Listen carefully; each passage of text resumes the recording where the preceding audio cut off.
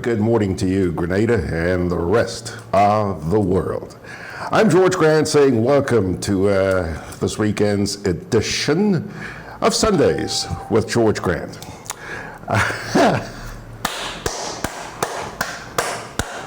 Persistence pays off. Yemen. Penny tops the list this morning. Congratulations, young lady. Anything to keep you preoccupied with all that wintry weather you guys are having up there in northern Quebec. Nice to see you. Anthony settles for second place, Peter Bishop's third, and John Franco, you know, the regulars, they're there. And Mags is saying good morning and a happy Sunday to you guys. Happy Sunday to every one of you. And man, oh man. I'm saying this just to taunt those of you who are experiencing typical inclement wintry weather. But man, if you see what we got here in St. George's this morning, we are truly blessed. Lots of sunshine. It's nice and calm.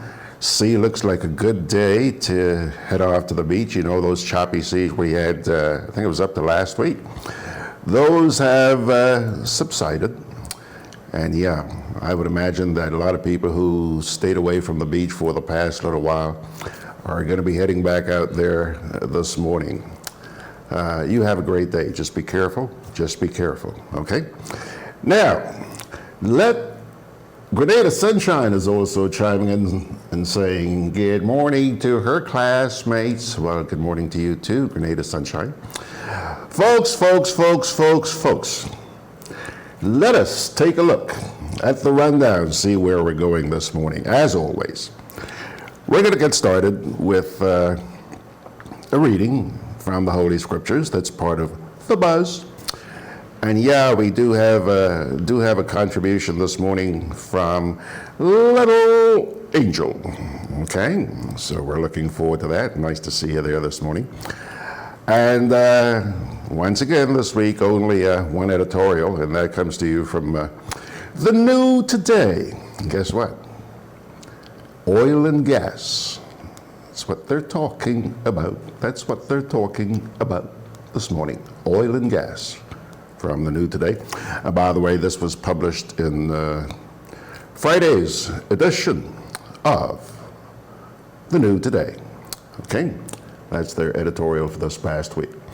Then, the main part of the rundown deals with our features this morning. And we do have 3 features for you this morning.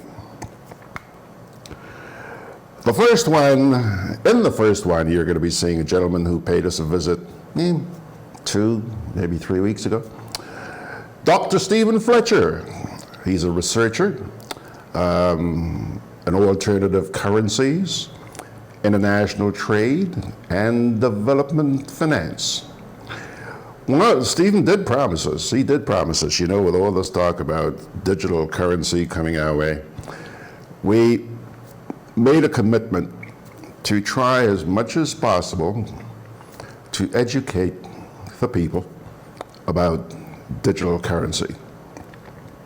And he's going to be back this morning to talk about the emergence of digital currency in the ECCU, that's the Eastern Caribbean Currency Union. So Stephen should be in here with us this morning at about 9:45, I think. Yeah, that's going to be the first of our 3 features today. Very interesting stuff coming your way over the next 3 hours. Very interesting stuff, so please pay attention. The second segment is captioned National Health Insurance. You know, you're going to be hearing a lot about that. You have been hearing a bit about it, but I think a lot of people are still in the dark about where national health insurance is headed. And on Monday of this week, we had 2 of the 3 Bain sisters with us. Gemma was right here with me, and also with us was her sister Janice, who's a doctor in the United States. She joined us by phone. Pilgrims, pilgrims, pilgrims. These two ladies revealed some stuff, had me sweating, okay? And even while doing the program, I thought, you know, oh boy, oh boy, oh boy, oh boy. I really think that what's going on here this morning needs to be heard by a much wider audience, in fact, by everybody in this country. So I committed at that point in time to do a rerun of what was said on Monday morning. It's kind of frightening, kind of frightening. And if you hang in there for just a bit, maybe about 10:15, 10:30, the latest, we're going to run that by you this morning. It's captioned here, are you really aware of what's coming? And that's in reference to the national health insurance. Seems like with so many other things today, we're just not being told everything, okay? And these ladies, for the last several weeks, have been doing a program every Monday morning called Fiscal Alert, where they're trying to explain Grenada's economic infrastructure and taking a look at the way it is managed, and then drawing things that don't seem too hunky-dory to our attention. And they decided to take on the national health insurance this past week. I am not yet sure what they have planned for tomorrow, but boy, let me tell you, today, you're going to get an earful, okay? So that is the second of our features this morning. The third one is something that also raises concerns. Within the last week or so, a group from civil society met with the Parliamentary Elections Office. You know that the process in this country has been under fire for some time now. And so this was an opportunity for them to express some of their concerns of civil society, you and me, the man on the street, and you know, also make recommendations.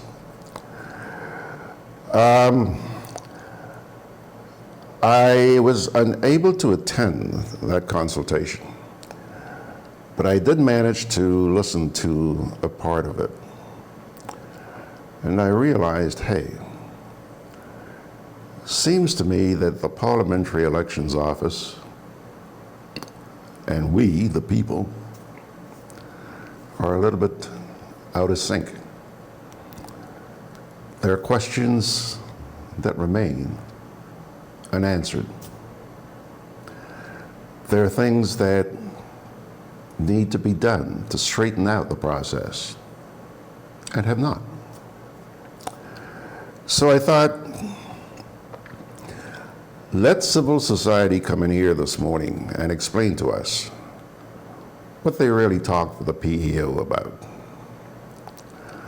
I'm also hoping that I'll be able to get at least a representative from the PEO to come and sit here with us next week. I think that would be nice, wouldn't it? So yeah, pay close attention this morning, not just to that, but to the part, especially the one about health insurance. And of course, when Stephen gets here, we'll also be talking about digital currency. So, my dear friends, that's what we've got lined up for you on this beautiful, beautiful Sunday morning. Thank you, Lord, for blessing us. Thank you. Let me get back here. Oh, oh, oh, oh. Let me get back here now to social media and see what's going on there. Arthur Langine is saying good morning to all his dear friends, Yaman. And Michael Alexander is saying good morning and happy Sunday to everyone with God's blessings to all. Looking forward to a great show. We'll do the best we can, Michael. Lydia James is also saying blessed Sunday morning to everyone. Hello, Georgie. Hello, Lindy. Nice to see you guys. Mr. Jaban is kind of early this morning. Did you go for a walk? Kathleen Thomas is saying happy Sunday to you guys. And Erica Mitchell says she's hoping that everyone's doing great. Well, girls, so far, so good. It's going to be a great morning. Hey, the family assembles. What cannot be good about that? We're here. We're breathing. We're thankful. We're thankful. So, my dear friends, let's take our first little break here now, and we will return to this week's edition of The Buzz. Inspection and licensing have begun, and at Hubbard's, we want you to be ready. From January to February 15th, we're offering vehicle owners with single registration letters 1 to 2,500 and plural registration letters 1 to 250, 10% off our new torque tires and Power Max batteries. Don't get caught unprepared. Visit us today at our motor department in Mungay or our tire bay in Grandance, located near Hubbard's Building Supplies.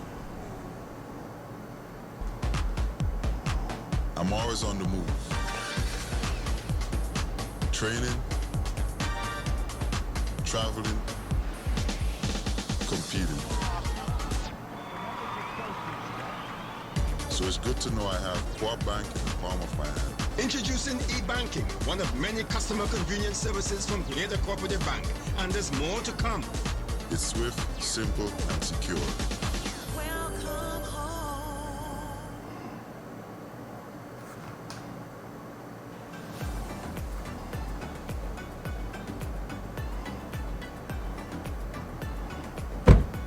One more for the road. Look, I find you had a little too much to drink, you know. Let me drive. Nah, man, I good.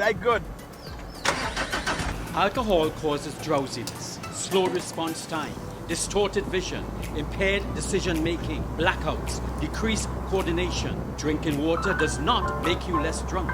Never drink and drive. It takes only a second. I'm really, really sorry. Sorry? Sorry can't bring back my sister. You've been drinking. I can smell it. Why? This message is brought to you by this group of insurance companies, the Traffic Advisory Body, and the Traffic Department. Together with you, our customers, we energize our community.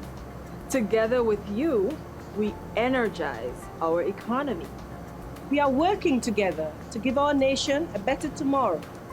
With you, we energize our future. Together, we energize our nation. Thank you for partnering with us as we energize our Spice Island. Redleg, energizing our Grenada. Juve chocolates, cocoa nibs, and cocoa balls from Diamond Estate Grenada are now available at Amazon.com, Amazon.ca, Amazon.co.uk, and GrenadaMarket.com. Try their sensational touch of nutmeg and a touch of ginger chocolates, 75% dark and rich, 100% pure cocoa, and their 60% dark and sweet chocolate bars today. Amazon Prime members enjoy free shipping on these orders in the USA, Canada, and Europe. GrenadaMarket.com. When you can't come to the island, the products of the island will come to you.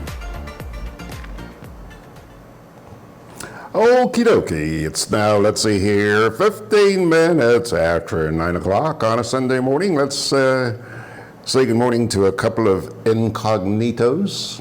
They're there watching, but they haven't punched in anything. Lennox John. Hello, Lennox. Good to see you, fella. And Clint Williams there as well. Peter Bishop. Yeah. Nice to see you guys this morning. Pilgrims, let's get into this week's edition of The Buzz. And as we do every Sunday morning, a reading from the Holy Scripture. Today's reading comes to you from the book of Romans. Yeah, Romans. Finish that up there. Romans chapter 12, verses 14 to 21. Bless those who persecute you. Bless. Do not curse. Rejoice with those who rejoice. Mourn with those who mourn. Live in harmony with one another. Do not be proud, but be willing to associate with people of low position. Do not be conceited. Do not repay anyone evil for evil. Be careful to do what is right in the eyes of everyone. If it is possible, as far as it depends on you, live at peace with everyone. Do not take revenge, my dear friends,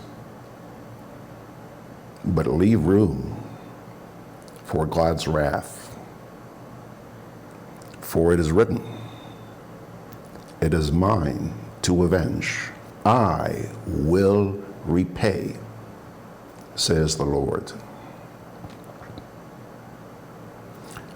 On the contrary, if your enemy is hungry, feed him. If he's thirsty, give him something to drink. In doing this, you will be heaping burning coals on his head. So, do not be overcome by evil, but overcome evil with good. I'll tell you what, that reading from Romans chapter 12, verses 14 to 21. Okay? All right, folks, just before we move on to Little Angel, hello, Little Angel, just before we move on, let me get back here to social media. Ryan saying good morning to you folks. Kathleen Thomas is saying happy Sunday to the mob. Erica Mitchell is saying hope you, hey, I think I must have read that before. And Ryan Jaban here says, incognitos must interact. Yeah, folks, rather than hiding behind the scenes there, come throw your 2 cents in. These folks, see, look, they want to hear what you have to say. And some of the incognitos, I say, hello there, Switzerland. There is our good friend, Nesta. Hello, Nesta, and her 2 charming little kids. Good to see you guys this morning. I see we're also joined by Nadia Tongor. Nadia, didn't see you, Nadia. Didn't see you. Next time. Okay, I certainly hope being here brought back a lot of memories of your former stay with us over the years. God bless you. Kylan Nash is also out there, and so is Clive Baker. Sean Notap has popped up. He's not incognito. He's saying good morning, class. And Ryan Jabon says, yep, love is more powerful than evil. Oh, you know that, eh, Ryan? Yeah, man. Absolutely. Absolutely. Sandra Johnson, I hope we're going to be hearing from her a little later on, but she's also, for the time being, incognito. Okay? Now, 21 minutes after the hour, let's get to Little Angel. Her piece this morning is captioned, Unity in the Caribbean. Between 1958 and 1961, 10 Caribbean territories, namely Antigua and Barbuda, Barbados, Dominica, Grenada, Jamaica, Montserrat, and then St. Kitts Nevis, Anguilla, St. Lucia, St. Vincent, and Trinidad and Tobago, failed to remain committed to the West Indies Federation.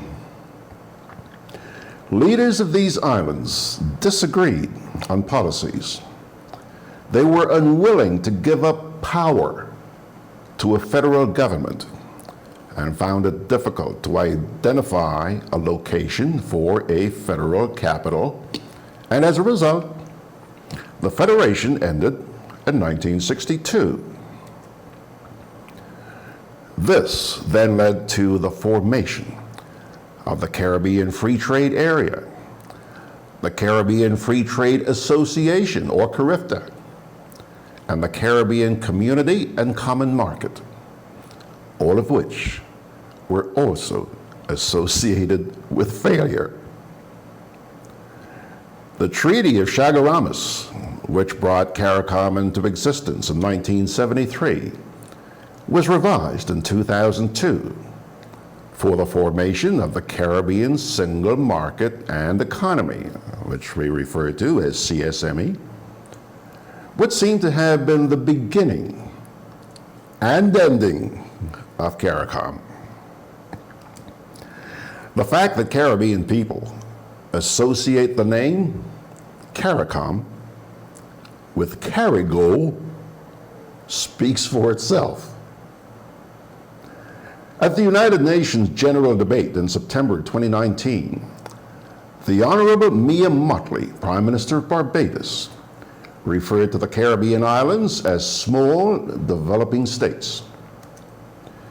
She requested the General Assembly to be real. She wanted to know how many more talks would be required to address certain issues.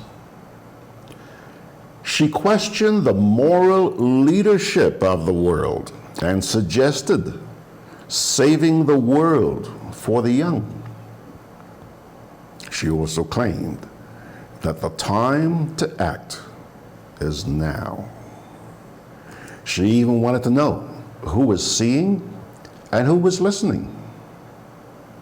She spoke about the need to have difficult conversations in order to resolve matters such as wealth, which was recognized as being in the hands of a few. In her words, and I quote, "The time for dialogue, the time for talk, my friends, can never be over in a world that wants peace and prosperity." If these words were considered to be eloquent, enough to admire Mrs. Mottley's contribution to the United Nations, greater will be her admiration if directed at Caribbean leaders. Caribbean leaders have failed miserably to lead their islanders out of debt, poverty, and economic woes. Some have become synonymous with the word corruption and continue to be a threat to democratic norms and to themselves.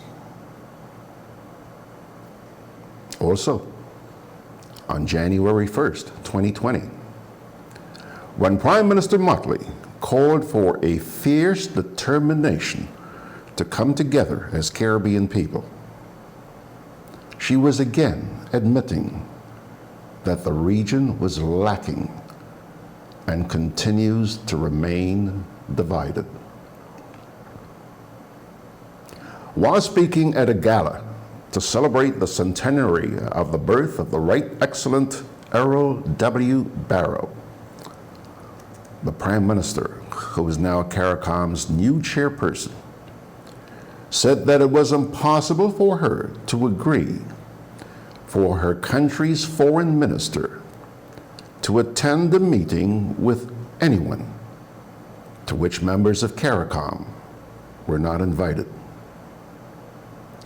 She went on to state that, and I quote, "If some are invited and not all, then it is an attempt to divide this region."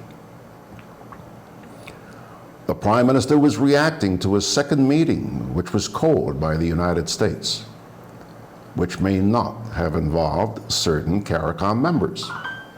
It also followed another meeting in March of 2019 with President Donald Trump, in which Caribbean leaders were left out.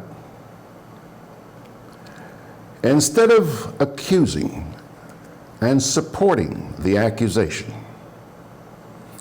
Caribbean leaders will be better off carrying out an introspection and making efforts to identify the reasons why certain territories were left out of the two meetings. It isn't fair to accuse anyone of making attempts to divide the region, which is already divided. The Caribbean failed to unite in the past and continues to remain as small island states, headed by separate parliaments and prime ministers. The political will, which did not exist since 1958, continues to be lacking more than 60 years later. It is by their own doing, design, and choice that islands of the region remain separated, and no attempt by the United States will divide them any further. But if by perfecting that there is unity, but if by pretending that there is unity, then the leaders in the Caribbean can continue to pretend. Leaders seem to fail to realize that unity is strength, and that the Caribbean is not immune from the impact of extraterritorial laws enacted in Europe and the United States. De-risking and the loss of correspondent banking are among the threats.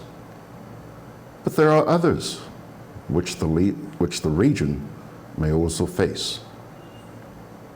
These are some of the reasons why a culture of unity must be inculcated into the hearts and minds of the Caribbean people. Leaders must be mature enough to relinquish individual power for the sake of the common good, instead of promoting themselves and satisfying their personal egos.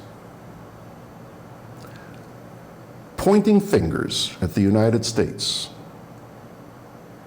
is useless and a complete waste of time. Signed, Little Angel. Thank you, Little Angel.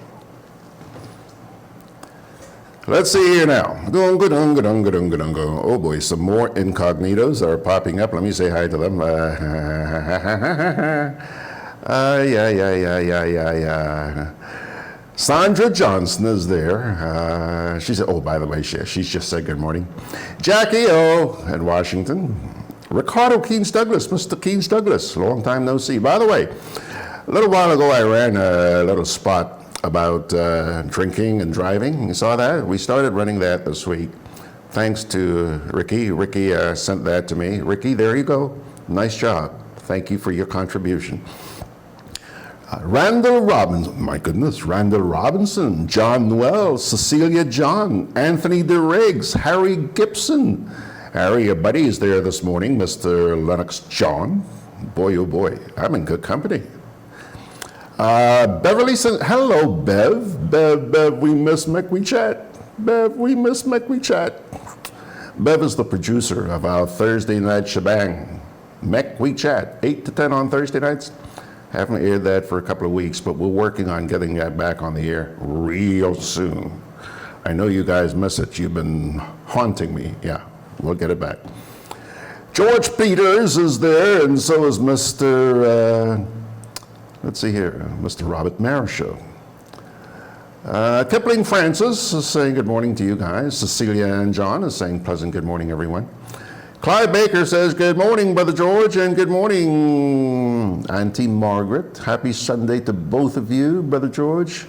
I am having a hot cup of cocoa tea right now. Hot cup of cocoa tea. I'm having a cold cup of water. Hey. Nice to see you guys. Robert Marichaud says, what a lineup so far. Good morning, all. Well, Mr. Marichaud, we're happy that we pleased you. Ryan says, Ryan is out there in Orlando, he says, the West Indies Federation is gone for good, folks. Egotistic OECS leaders need a positive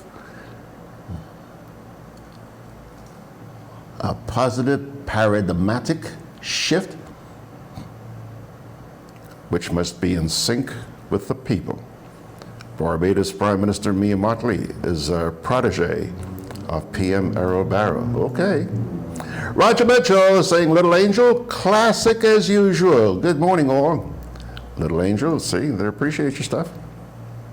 Claude Putner is saying, good morning to you, Mr. Grant and class. Happy Sunday.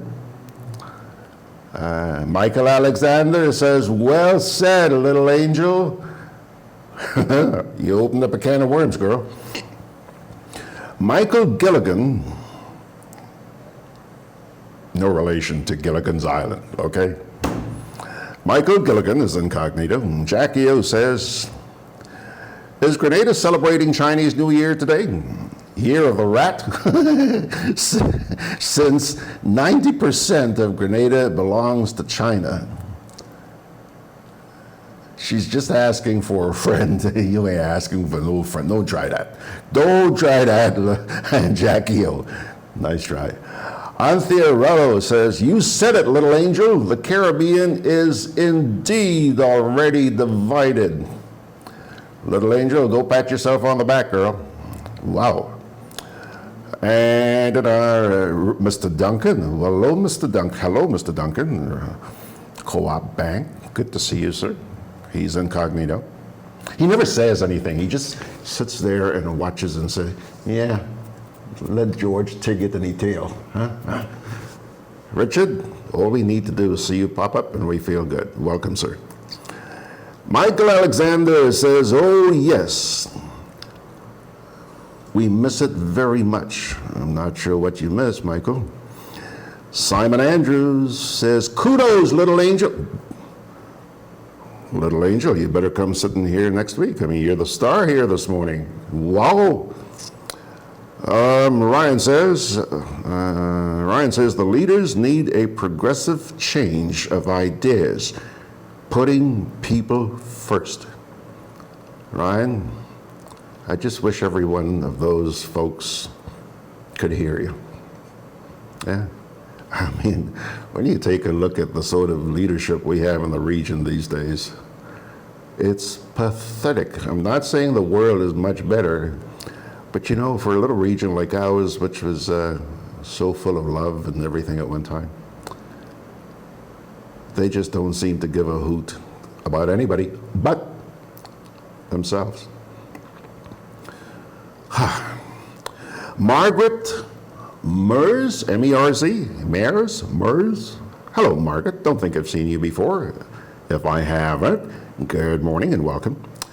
Grenada Sunshine and Green's Auto Body, they're incognito. Yeah. Okay, let me see now. Done that.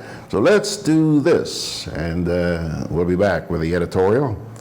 Charles Norma has also just joined us. Michael Alexander is just responding here. He says what he meant was it's not men we chat, Michael, it's MEK, M-E-K. It's like make. It's a little slogan Jamaicans use, MEK we chat. In other words, let's talk. All right? Yeah, we're going to get that back as soon as we can. Mr. Lincoln Depperdine is there, incognito. John Franco is saying, is that not the way of the world today, Frank? John, absolutely. Spinning out of control. We're not out of control. Don't kid yourself. God is. He sees, knows. He's giving us a free rein. I want to see how we're going to explain ourselves to him when the time comes. Okay, so yeah, break time, and then we're going to come back with the editorial from the New Today. Hey, Lynn. Hey, neighbor. Here's the bill I asked you to pay for me. How did you get your electricity bill to be so low? For one, we size our transformers just for what we need. And we unplug transformers, chargers, and other devices when they're not in use. We also replaced our light bulbs with LEDs. They burn less energy, right? Much less. I even replaced the seal on my refrigerator door to keep the cold air in. And Grenlec is always advising us not to open the fridge too often. That's right. And my family washes and irons in bulk. With fuel prices changing all the time, how do you know if it is working? We pay attention to the usage history table. Over time, our average usage has decreased. So while Grenada can't control fuel prices, I can conserve energy and save money. Grenlec, energizing our Grenada.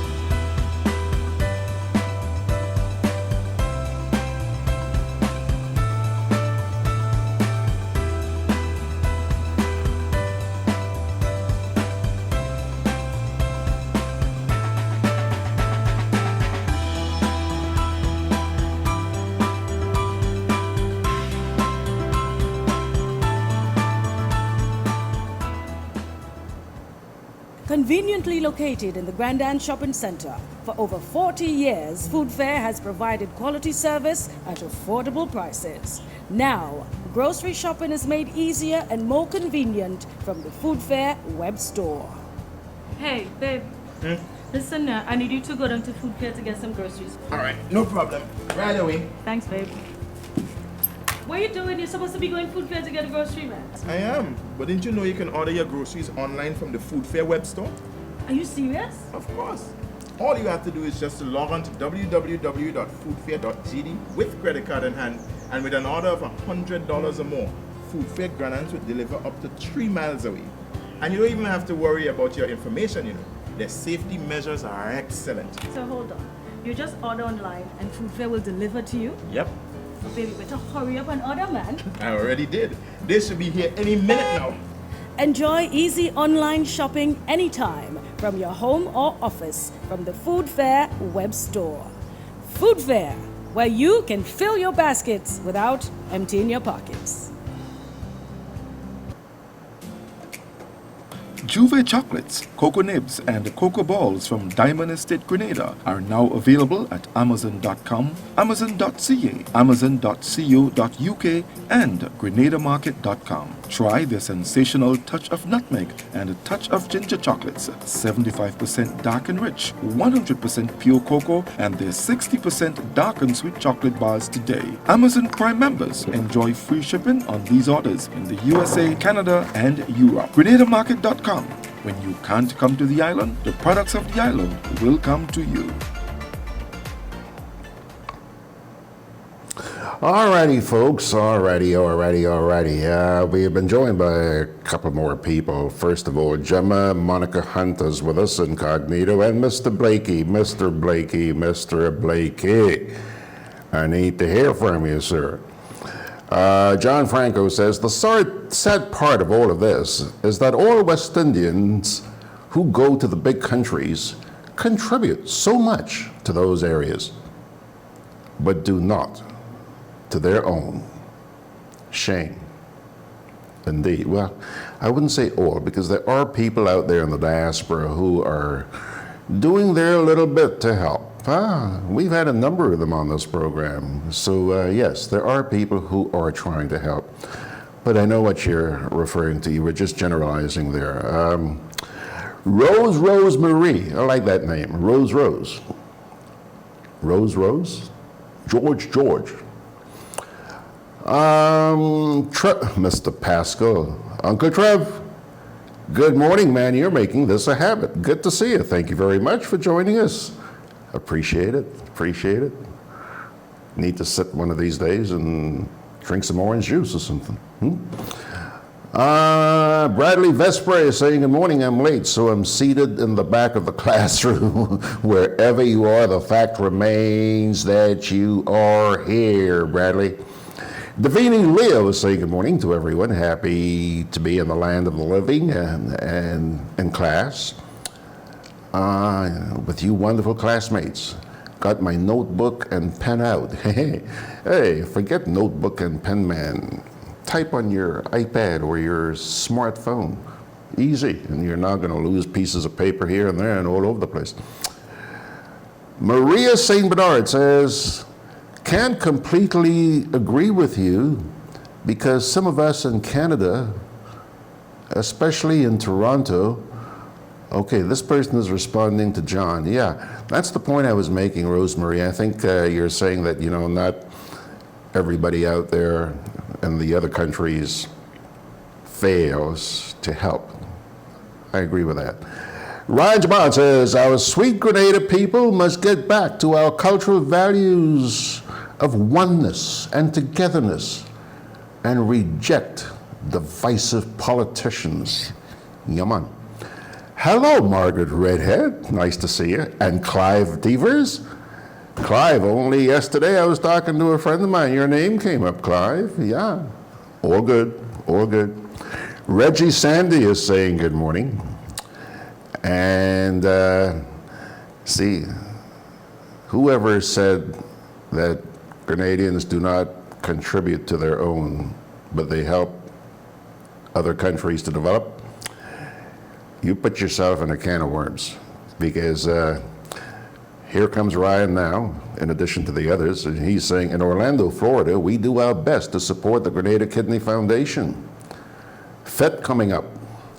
Yeah, Ryan, that's a foundation that's very near to my heart as well, and I try to do whatever I can to help them whenever. Okay, where are we now? Where are we? I'll tell you what.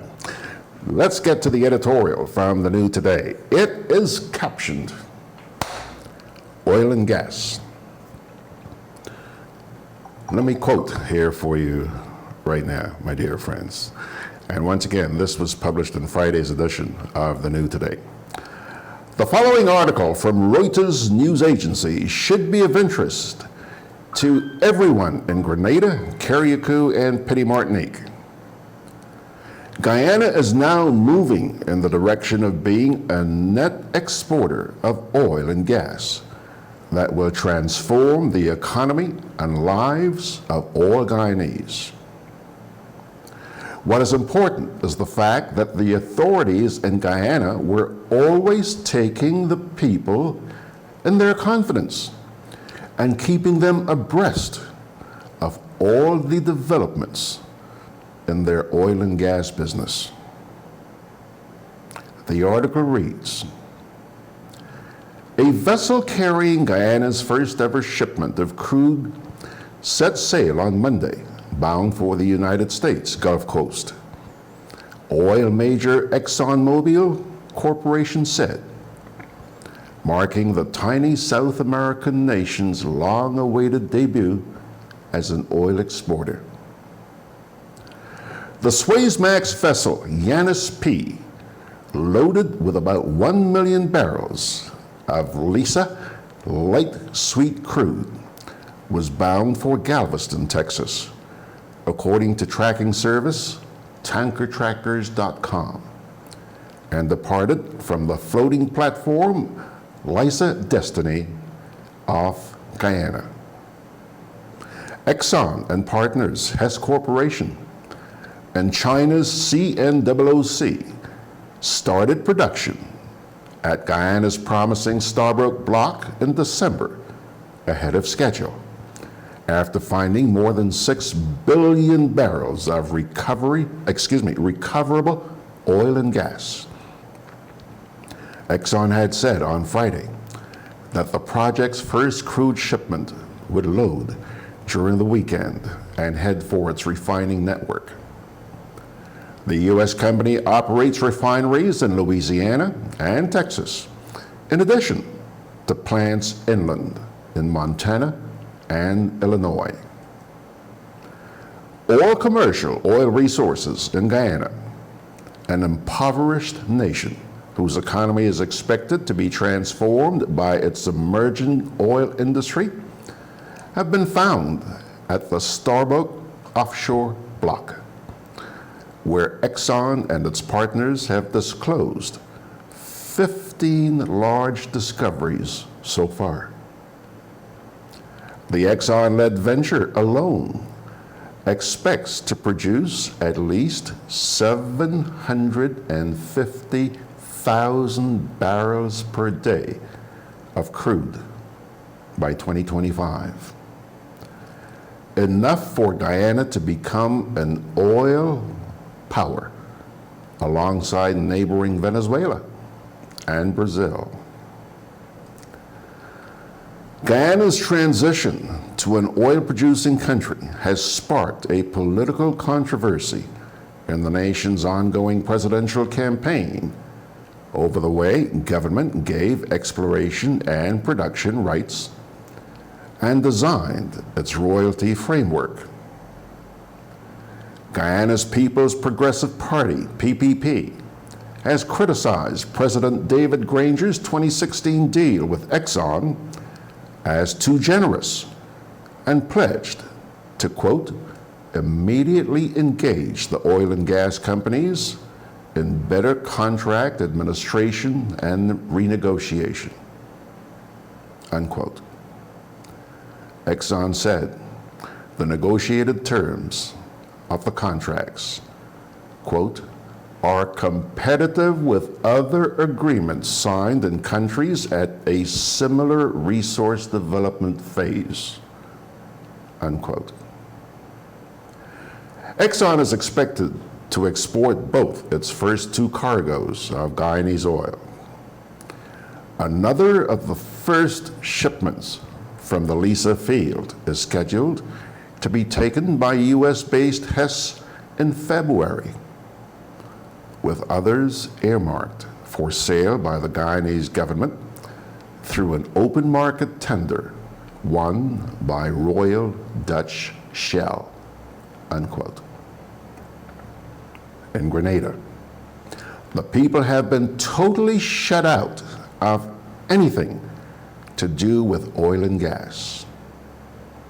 It is doubtful whether anyone besides Prime Minister Dr. Keith Mitchell, and his second in command, Works Minister Gregory Bowen, have information on what is happening in oil and gas exploration.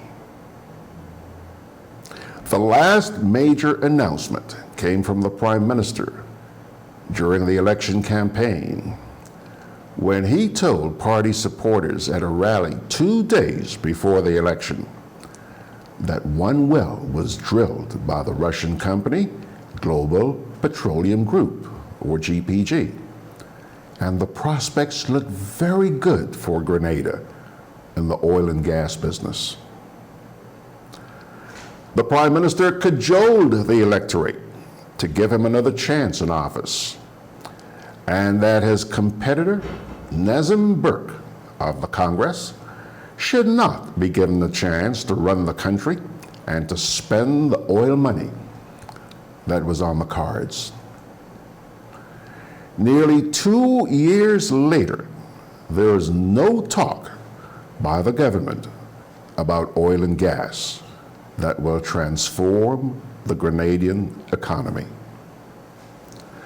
There was no mention of it in either the recent throne speech by Governor General Dame Cecile Lagrenard, nor Prime Minister Mitchell himself in his capacity as Minister of Finance when he delivered the 2020 budget. Minister Gregory Bowen made some brief remarks at a General Council meeting of the NNP when he told delegates that the Russians were short of money to do anything, and that a Chinese company will be brought in to take over. Again, this seems to be a big secret, as not a single Grenadian has been informed on what exactly is the deal with the Chinese. Why is the main opposition, National Democratic Congress, and civil society groups so silent on our oil and gas business? The silence of these groups is sending a clear message that the government can do whatever it wants and not account for the people's resources. The Congress Party is apparently abandoning its role as the official opposition to take the fight to Dr. Mitchell and the NNP on behalf of that section of the population that holds a different view and perspective on the treatment of our oil and gas resources. There you have it. That's the editorial, my dear friends, which appeared in Friday's edition of The New Today, just in case you didn't pick up a copy of it. I see here that, you guys are popping up. I see here that Nigel John has joined us. Coyle Nash is saying good morning. He's listening. Anthony DeRigg says, oil booming in Guyanese and Suriname, and you mean Guyana and Suriname, getting into the max. While we in Grenada stuck with coconut, we in Grenada are stuck with coconut oil, so says Anthony DeRiggs. Worrell Wilson is incognito. Barbara Jeremiah is there. Bernard Gilbert, Sir John Grant, PM. Hello, Sir John Grant. Yeah. I'm not Sir George, I'm just Georgie Porgy. Reggie Sandy is there. Okay. All right, folks. So that's going to take care of your editorial for this week. And I see that Dr. Stephen Fletcher has joined us. Stephen, if you're listening, just come put your butt on that chair there and we'll get to you in just a wee bit. And we're going to be talking about digital currency in just a wee bit. So, now, break time and we'll be right back.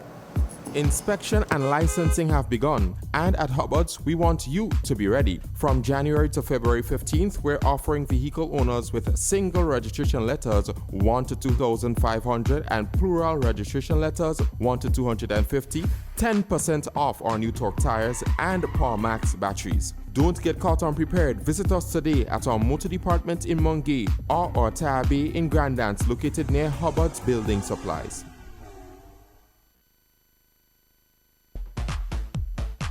I'm always on the move. Training, traveling, competing. So it's good to know I have Quad Bank in the palm of my hand. Introducing e-banking, one of many customer convenience services from Grenada Cooperative Bank, and there's more to come. It's swift, simple, and secure. Welcome home.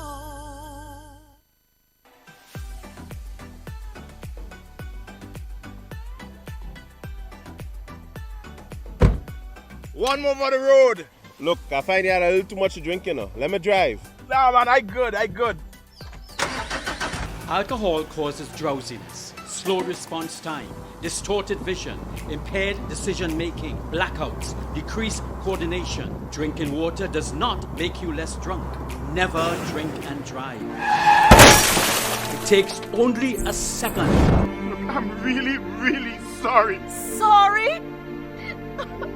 Sorry can't bring back my sister. You've been drinking. I can smell it. Why? This message is brought to you by this group of insurance companies, the Traffic Advisory Body, and the Traffic Department. Together with you, our customers, we energize our community. Together with you, we energize our economy. We are working together to give our nation a better tomorrow. With you, we energize our future. Together, we energize our nation. Thank you for partnering with us as we energize our Spice Island. Renlec, energizing our Grenada.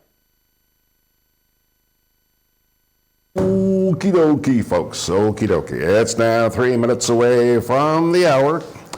Time now to say good morning to this young man. He was with us just 2 or 3 weeks ago. Dr. Stephen Fletcher. He is a researcher on alternative currencies, international trade, and development finance. Dr. Fletcher is going to be talking with us for the next half hour about the emergence of digital currency in the Eastern Caribbean, what? Eastern Caribbean, ECCU. All right. Good morning. How are you? Well, I am pretty good, George. Good to be back here this morning. And good morning to all of your viewers, listeners, everyone on social media. Yeah, man, they're there. Wherever they are around the world. Well, they knew you were coming. Okay. Yeah, they knew you were coming. Stephen, we only have about half an hour this morning, but I want us to try and, you've already forewarned the people that this digital currency, it's coming. Get ready. And you're going to try to help them understand it. Let's talk about what has happened so far and where we are right now. Okay, great. Overall, George, let me begin by doing a couple of things. One is to sort of tie up some threads from last time I was here, and put this more in the context of what's happening in the ECCU area and why I think the rationale is there for this case to be made. And secondly, to look at what's happening with other central banks throughout the world and what they are doing in that regard. Let me start with the second one first. Now, what's happening in the ECCU is not unique to the ECCU. A number of central banks throughout the world, as I've indicated, are in fact investigating. Some of them, they do have pilot projects on the way in the same way as the ECCB has. And others are on the verge of launching and have launched some sort of parallel digital coin along with that. In fact, as recent as last week, six central banks from major developed economies have come together to really explore the potential of digital coins and blockchain technologies. So that is going ahead. The banks of Japan, the European Central Bank itself, the Central Bank of England, Sweden, and so on, they have come together and formed a sort of alliance to look at these projects because they are critical and they're important.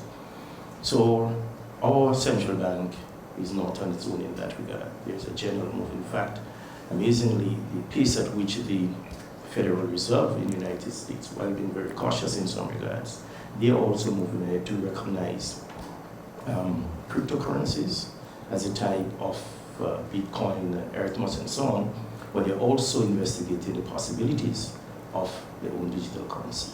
Because they recognize this is a space, as I indicated in my last appearance here, that is a natural evolution to internet trade and commerce as we move forward. So things are happening throughout. Now, I want to zoom in a little bit this morning in the time that we have to speak about our OECS area and our East Caribbean Currency Union, the member states, and what's been happening there. And to the objective of getting persons at least energized to want to do some research to find out what is happening, and also eventually to get them to probably participate in the discourse that is taking place on our digital currency, to ask questions and to really get involved on this. And there are a couple of things that I want to lay out here that is very important. The last time I started by mentioning, but not fully developed the point on the 9/11 and what that meant for global trade in the context of transfers of monies, payments, settlements of cross-border trade, that is called. On the event of 9/11, George, that had triggered a number of global regulations in order to counter the effect of money laundering, financing of terrorism, and so on. And those measures led to, well, before those measures were passed, you had the development of what is called the Financial Action Task Force. This is basically the global financial policeman, right? Authority for regulating financial trade. And they passed a number of measures, including Foreign Account Tax Compliance Act, the Common Standard of Reporting on Due Diligence, issue of anti-money laundering, and know your customers. Those measures had to find themselves in our own jurisdiction by ways of legislation and so on. So that, in fact, brought to bear a significant amount of cost increase in banks and financial institutions doing business in our part of the world. At the same time while that was happening, we also had the OECD, the European Union, and so on, paying very close attention to our own legislation in our territories, in our region, and what's been happening in terms of our compliance with the regulations set by the FATF. So for example, you might have heard on a number of occasions, countries in the region has been so-called blacklisted, what I refer to as the negative listing, because of non-compliance. Either they are not implementing laws or they are not passing laws fast enough to curtail money laundering. That led to the flight, as you may recall, George, and the viewers and listeners, to a number of what's called offshore banks and so on leaving the region, closing shop and having to get out and so on. But it also had a fundamental impact on our established institutions or established banks in the region, especially our foreign-owned banks. So if we look at the history, for example, of the Canadian banks, George, which you might be very familiar with, and what has happened with, for example, the Canadian Imperial Bank of Commerce, what has happened with CIBC, what has happened with Republic Bank, and so on, they have all been shifting shares, right? Changing ownership, selling out, merging, fundamentally getting out of the region. And there are a couple of reasons why it's not the full reason, but I want to lay out here that there are 2 or 3 fundamental reasons why they have been leaving our region. The first I would articulate is on the fact that our region does not seem to represent the kind of financial attraction that it had to those institutions as years ago. With the increasing cost of compliance, the increasing cost of operating, and what they consider to be the small profits that they are deriving from all parts of the world, it appeared not to make financial sense, right? So one of the keys is the financial attractiveness that has been happening. So that has been going on at an enormous rate. So for example, and you say that's one of the reasons why the banks are leaving the region? I think that's one of the key triggers, that increasing cost. The increasing cost of doing business and the reduced financial attractiveness of some of those institutions, what they see that way. The Canadian banks in particular, despite the fact that there are a lot of money to be made, and the data is in fact showing that they have been making some money. But the regional, as a grouping, we are not seen as financially attractive. And the region here does not mean, let me define the region for as far as those banks are concerned. It's not just the ECCU area, where the ECCB covers, but also the wider CARICOM region, and in some cases, some Latin American countries. So that entire region is put in work. As you know, most of these international companies that are operating in our parts, they tend to group us together. So whereas, for example, Grenada might be showing up good profits, if another territory is not showing up so healthy profits and therefore affecting the overall profitability, they see the region has not been profitable, and therefore we move up. Let us look at some. At least some people in the international community see some level of unity in the Caribbean. Or should be unity of be unified.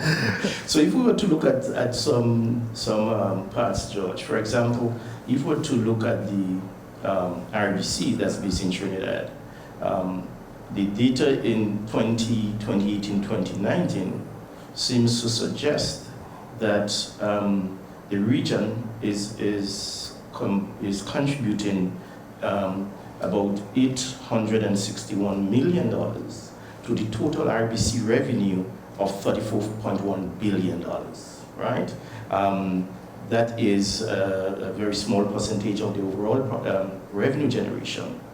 But when it comes to bad loans, or what's called impaired loans, loans that are bad and those that are going to be due what is called bad loans in the next month or so, out of the $938 million that the region share of that debt is $800 million.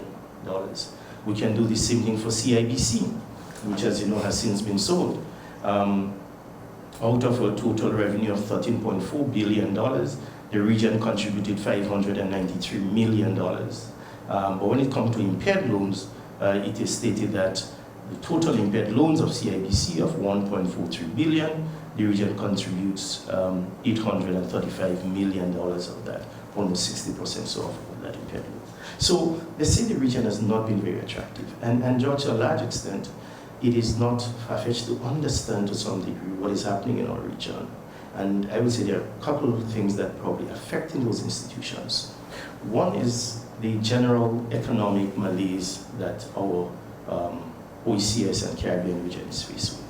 Despite some data which seems to be suggesting that we are growing at reasonably accepted rates and so on, there are other data that is conflicting with that information. For example, I think McKinsey and Company did a survey in 2019. We showed that most countries in the region, mainly speaking Caribbean region, are really not performing as they ought to, or the performance is below par, right? In order to address some of the unemployment and economic issues that confronts us as people. The other thing I would say is probably affecting the performance overall of some of these institutions. But let's look at our Grenada case in point. Is the growth of alternative financial organizations. There's no doubt that there has been a spiraling of other financial institutions in our region. In the Grenadian context, I want to particularly mention the growth of the credit unions. The credit unions have grown at astronomical levels, from where they were up to 10 10 years ago, right? The membership is quite high. The total asset base of all credit unions put together is in the hundreds of millions of dollars, probably close to maybe probably in the region of $500 million or more dollars in total assets and so on.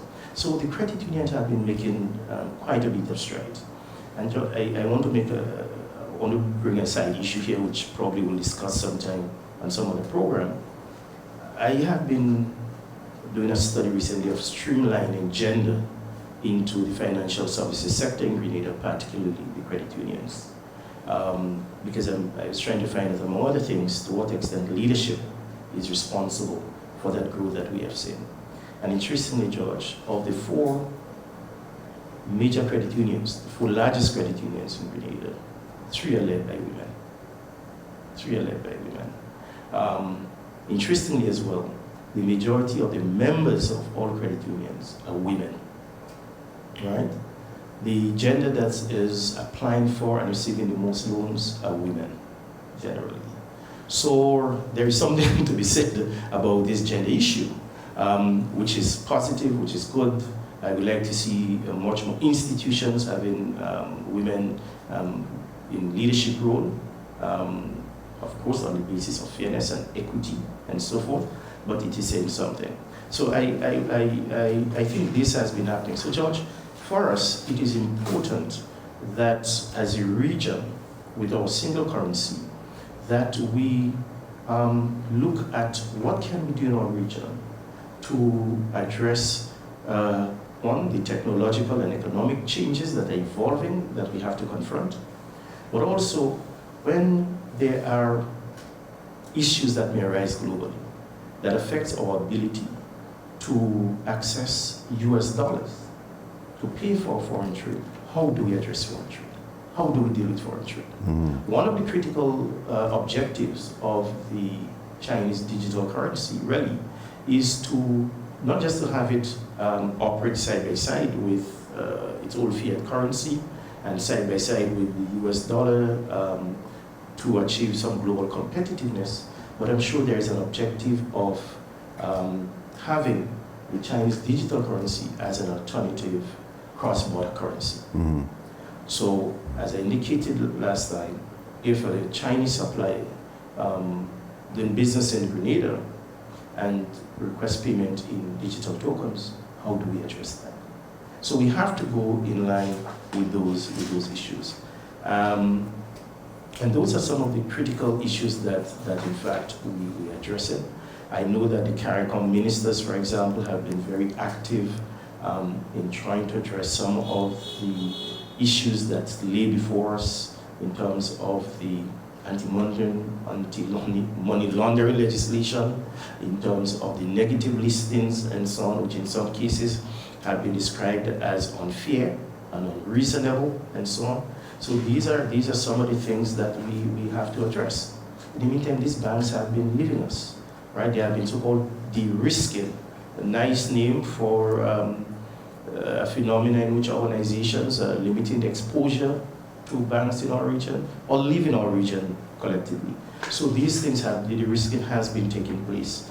I just want to mention here some of the implications for this de-risking that is taking place. Although some of us are not feeling it directly as yet, if it is allowed to continue without an appropriate response from our financial sector and from authorities, we can have problems. So there was a study done by the World Bank Group, the IFC, and they identified 4 or 5 critical consequences of this de-risking. One, it said that it could undermine the economic stability and growth, financial inclusion, and development goals in the region. Now, this is one of the consequences that can certainly forestall us, right? With trade is often not possible, putting at risk the import of critical goods and ultimate economic growth again, if that continues to happen. So imagine, for example, you get up in the morning and you don't have a corresponding bank in the United States that will accept your business, that will accept your currencies. What will happen? These are some of the consequences. The third one is that remittances could be hindered as well.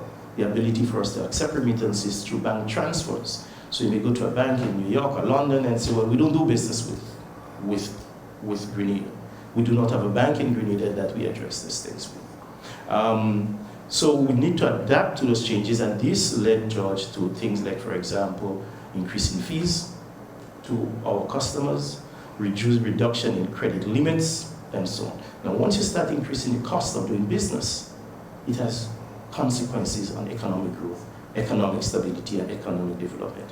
And finally, banks are going to get to the point where they start cutting services to customers, the importers, exporters, and they will be the one hardest hit by some of these consequences. So again, it is very critical, it is important that as business organizations, as financial authorities, that we pay attention to what is happening. And as the ECCB come across the region with this pilot project and looking at full implementation, that we become active participants in that discourse, that we inform ourselves of what is happening and we do what is necessary. I think I will end at this point, George, and see if there are any issues that you'd like to explore. Well, just let me ask you this, Stephen. You know, you talked about the restrictions that are being imposed on the banks in the region, making it difficult to do business. I've heard it suggested that there may be some sort of ulterior motive to sort of apply political pressure through the banking system on countries. Is there any legitimacy to that suggestion? Well, you know, there are a lot of information out there regarding the reasons why things are done, and especially some of the regulations. Some of these regulations, George, that are placed upon us, first and foremost, I think it is, we have some self-inflicted wounds that we are putting ourselves by sometimes allowing unsuspecting investors into our territory, unsuspecting flows of monies in and out of our banking system as people seek to wash money, to launder money and so on through the global financial networks. And therefore, because we either lack the ability or the capacity or do not have the resources to really monitor and police some of these transactions, we get caught in the mix, and therefore we pay the consequences by way of these legislations. So these legislations, for example, know your customers, your customer and so on, which is very detailed, very intrusive. It is a cost that has to be borne by these institutions. So some of it is self-inflicted and so on. And in that sense, one may argue that it is objective, it is fair, and therefore, you know, there's nothing, there's no ulterior motive behind it except good. On the other hand, there's an argument that says... But hold on. It seems to me that in a very fancy way, you just said to me, to my question, yes, George. I'm not sure. I just do know what is the lay of the land. Mm-hmm. You know, what is the lay of the land, and that is part of it, the lay of the land. On the other hand, there are in fact some individuals and institutions that argue that really, let's look at the narrow area of offshore banking. The fact that we have banks in the region that offers the opportunity for investors in the developed world who has lots of money and are looking for attractive rates of interest with some anonymity, some confidentiality around it. The region provided some of the services. Mm-hmm. And that's where the devil is in that detail. And therefore, this legislation that comes about, which says, know your customer, know every detail, and then this information has to then be fed back into the developed banking system of know your customer, you begin to lose that competitive advantage that the region had in one sector after agriculture for a long time, which is financial services. Providing low taxes, in some cases, for the financial services sector, and that became an issue. You may want to ask, George, why is it that we may offer similar policies in relation to a manufacturing firm and so on, and the same action not taken? For example, most countries now have fiscal incentive acts that seek to incentivize foreign businesses to invest in our region by providing tax holidays, right, VAT-free importation of goods and services, and so on. Similar services are offered to the financial services sector. Save and except for us, in most cases, most instances, the detail on the person or the institution was not very known. The legislation is now saying you have to know all of this, and this has to be fed back into the global system, right, through agreements like the tax information exchange agreements and so on, right? And therefore it became an issue. I am of the view, however, that we need legislation to protect the global financial system. The contamination of, for example, of Grenada, of our financial services sector, could lead to chaos and could lead to declining economic growth. It can put businesses out of operations. It can affect our banking sector. So we need legislation, and we need to protect our financial system. But equally, I think we need some space, George, to allow us to gain economic benefits from a sector that I believe as a region we do possess some competitive advantages. And our policy leaders and so need to have a look at it. I mean, I remember late last year, the entire region was in a hurry to meet a deadline set by the EU on passing legislation that reverse some legislation that we have passed before as independent nation states on incentivizing the offshore financial services sector. Okay? But it is an issue, George, in which there are many sides to it that we must look at in a very objective way and take the appropriate measures that will ensure that we have it clean, it's performing well, but we are allowed to make some income, improve our economic growth, improve the quality of life of our people without being stymied by other countries that probably see a loss from the revenues leaving their own capitals. Mm-hmm. We have ignored the audience out there for just a wee bit, but I want to bring them in here. The lady named Anthea Anthea is in Georgia, as far as I understand. She says, at the bank, we have compliance training every year on all that you mentioned, Dr. Fletcher. Doesn't surprise you? No, it does not. It does not surprise me at all. And this is a cost. So compliance training is critical. And compliance, I would suspect, Anthea, not only for your territory, your geographic area, but global compliance on FATF rules and regulations, right? In Grenada, I know, George, too, the banks here have been involved in quite a bit of compliance training and KYE training and AML training and so forth. Our FIU, I know, has been quite actively involved in providing workshops and so on some of these issues. But part of the challenge we have, George, is that the goalposts keep changing so frequently so far away from us. And we invest in, but not able to catch up. And then we are negatively listed. And George, you know, the critical thing that people need to understand about a negative listing is not a quiet ceremonial act that takes place between FATF or the OECD and your countries, banks. It is a public issue. So good quality investors wanting to invest in your country will do research, will seek information. And if they recognize that your banking system is compromised by this negative listing, you're not going to be top of the list for investments.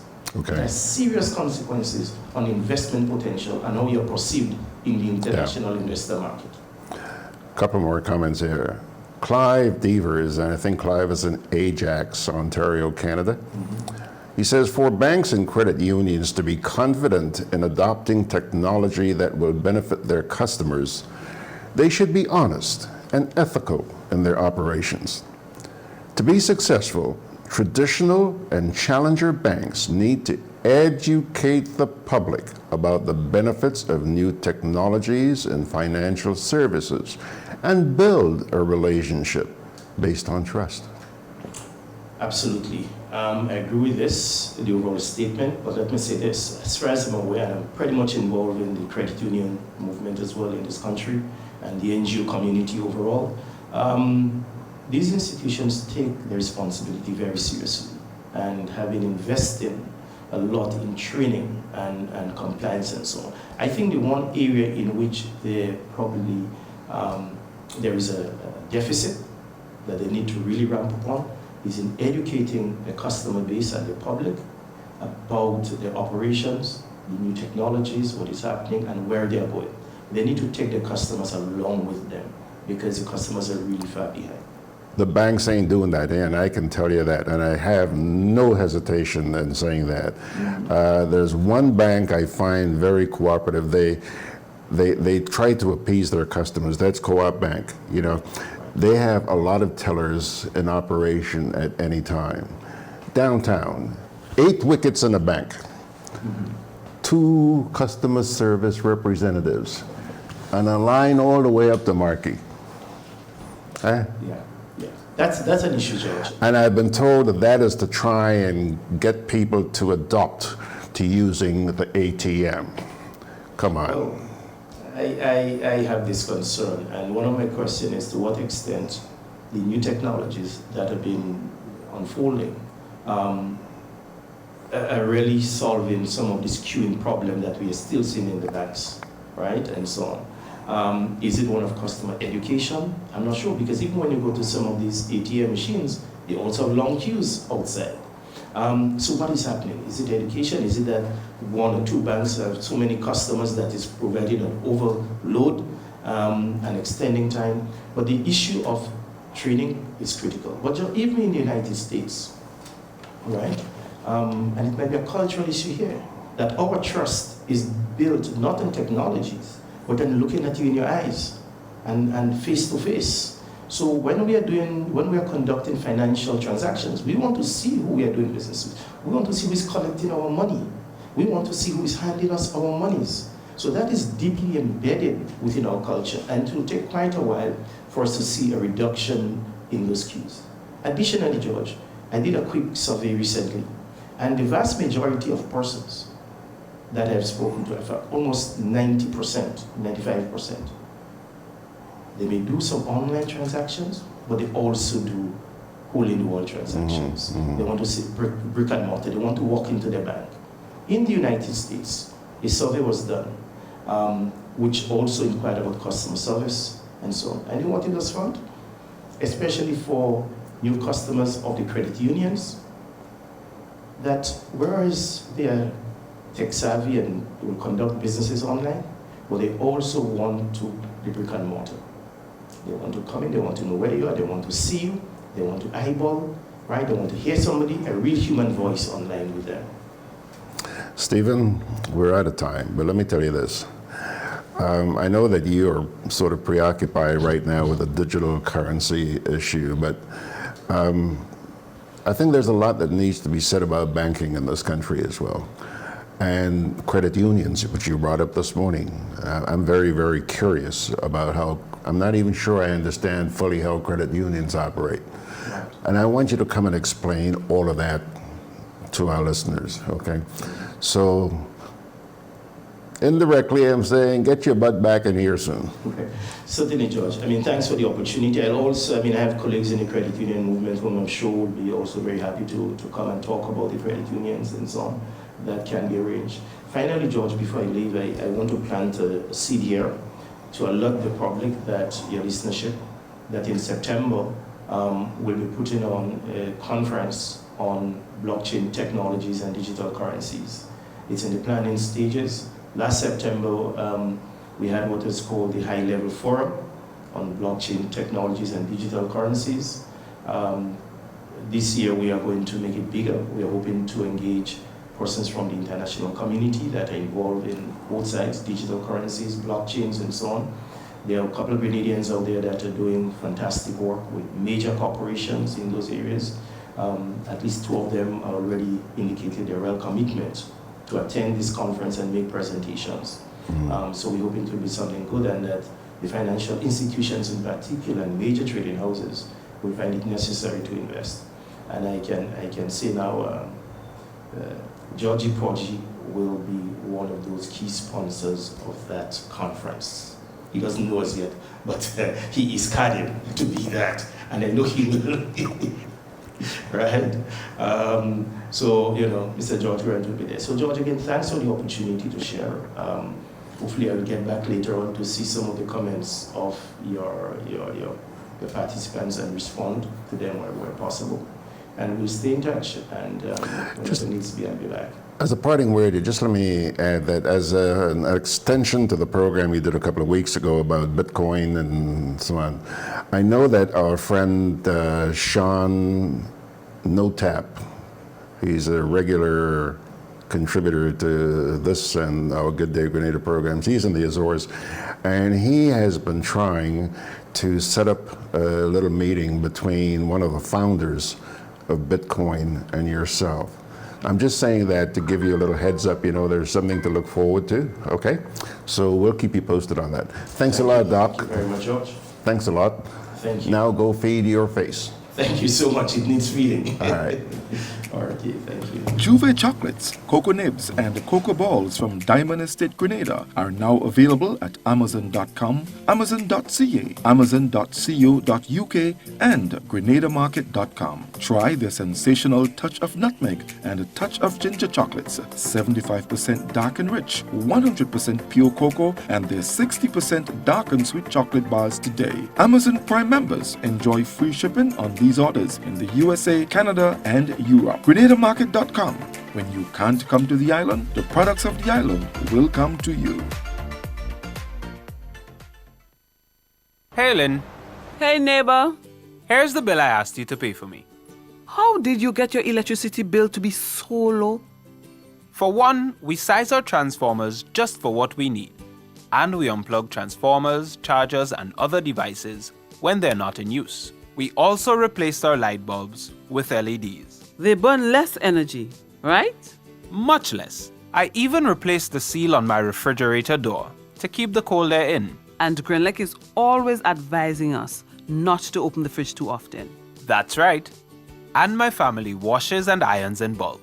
With fuel prices changing all the time, how do you know if it is working? We pay attention to the usage history table. Over time, our average usage has decreased. So while Grenada can't control fuel prices, I can conserve energy and save money. Grenlec, energizing our Grenada.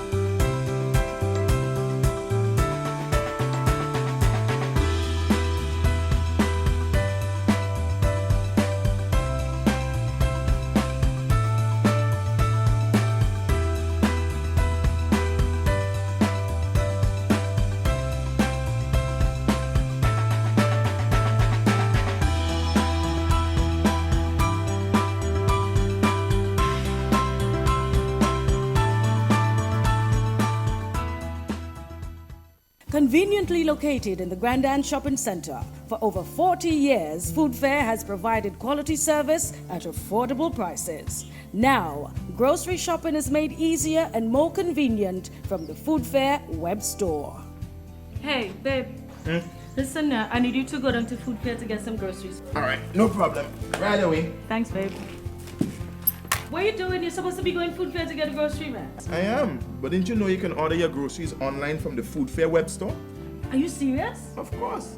All you have to do is just to log on to www.foodfair.gd with credit card in hand, and with an order of $100 or more, Food Fair Grenades will deliver up to 3 miles away. And you don't even have to worry about your information, Their safety measures are excellent. So hold on. You just order online and Food Fair will deliver to you? Yep. Oh, baby, better hurry up and order, man. I already did. They should be here any minute now. Enjoy easy online shopping anytime from your home or office from the Food Fair web store. Food Fair, where you can fill your baskets without emptying your pockets.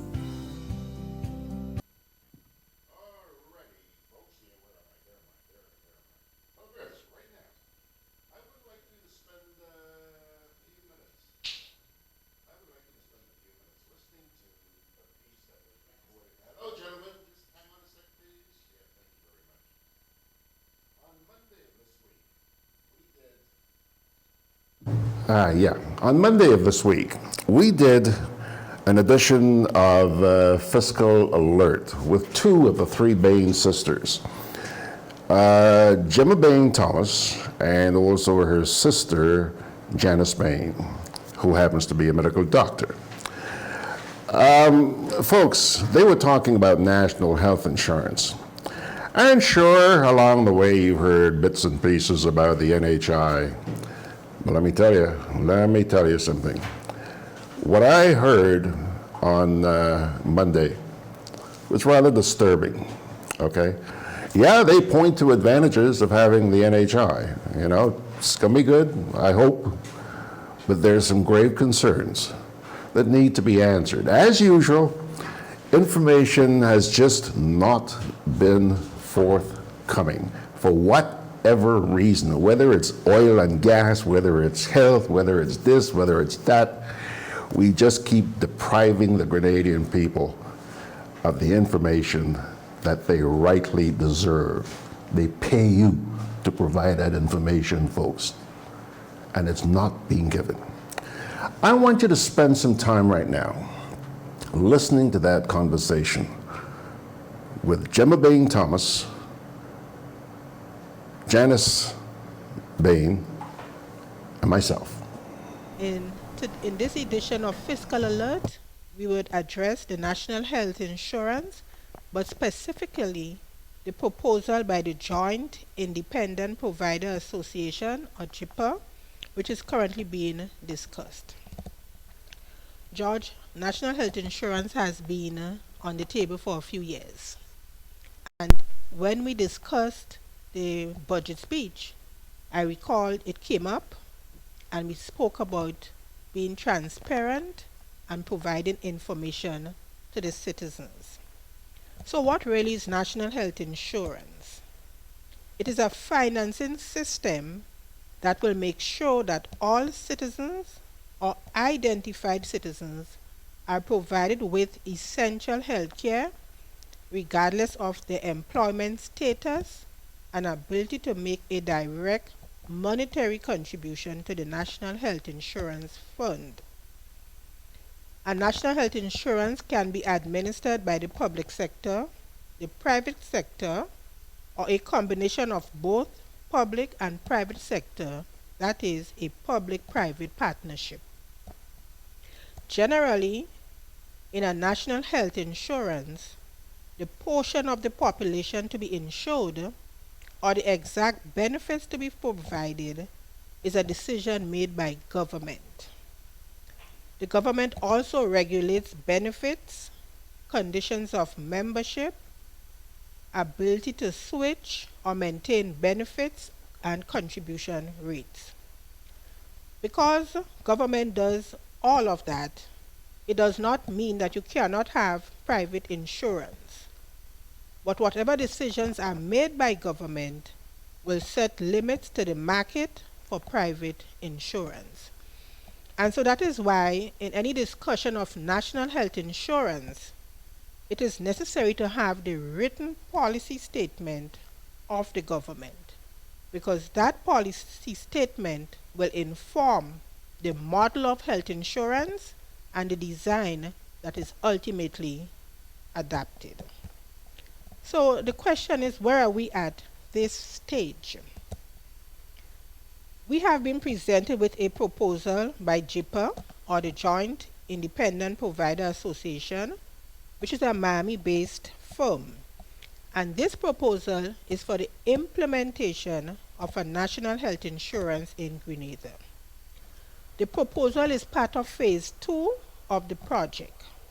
You will recall that in the 2020 budget speech, the Prime Minister stated that the deliverables for the first phase had been completed and that JIPA had been contracted to develop the process for implementation. So it is agreed that we are at the implementation stage.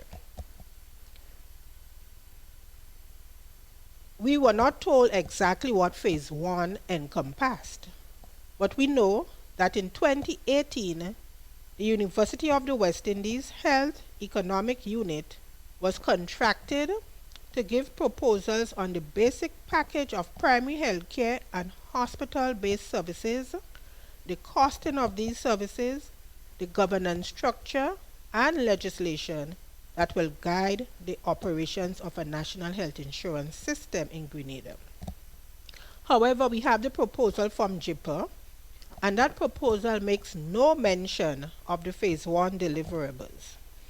And there should have been a mention or reference to what the University of the West Indies did if that was phase 1. And that phase 1 deliverables should be used as the baseline for the proposals put forward. Because remember, we are in the implementation phase. We are not reinventing the wheels. So at this point, I have a few questions. What has been done by the University of the West Indies Health Economic Unit? Was a report presented? What recommendations were made? And can and will that document be made public? Also, why are those recommendations not the starting point for the JIPA proposals? Or if they are included in the proposal, then we should be told so. Coming to the proposals from JIPA, it is based on the concepts of managed health care combined with value-based health care. It is considered to be a population-based model and put forward a stratified pooled risk coverage proposal. Under the program, the benefits and premium coverage will be stratified in 3 or 4 or potentially 4 tiers or levels of coverage. And at this point, I want to invite Dr. Janice Bain to explain to us the levels of coverage. All right, Janice, you there? Hello?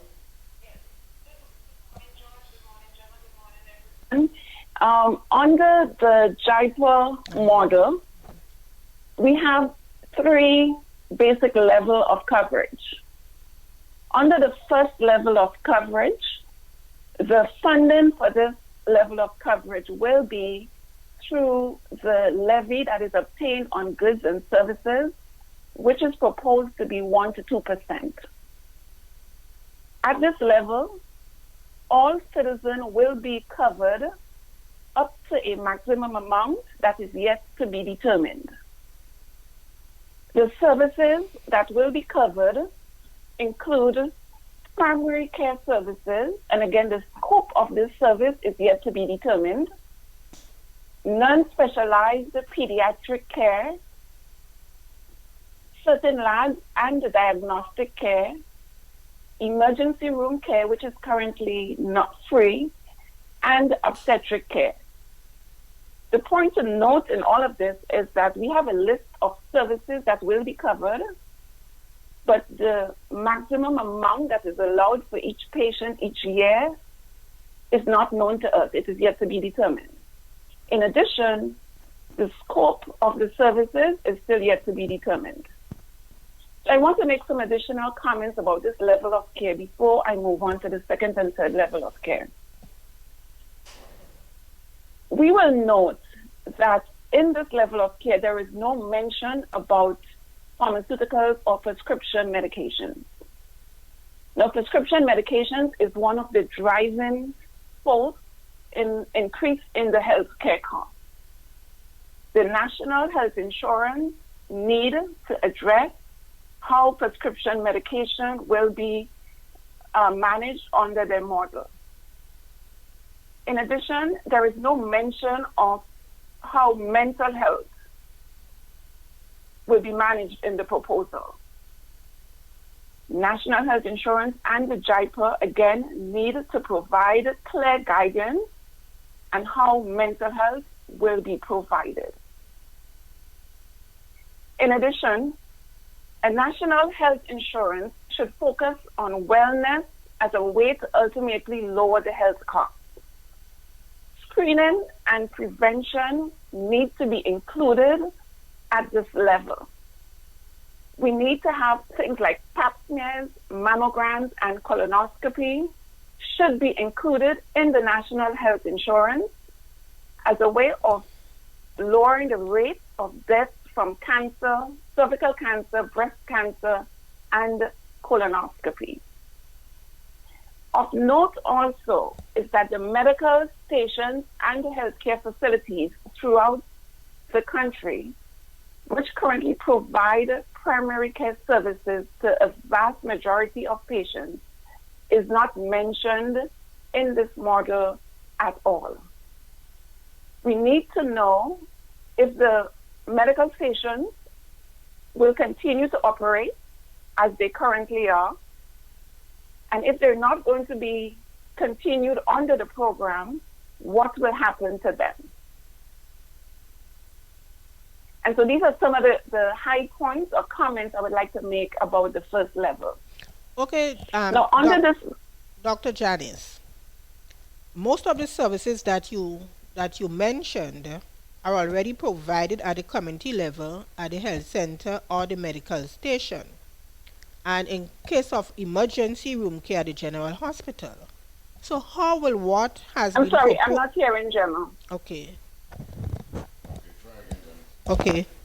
I'm saying that most of the services already provided, that you listed, are already provided at the community level.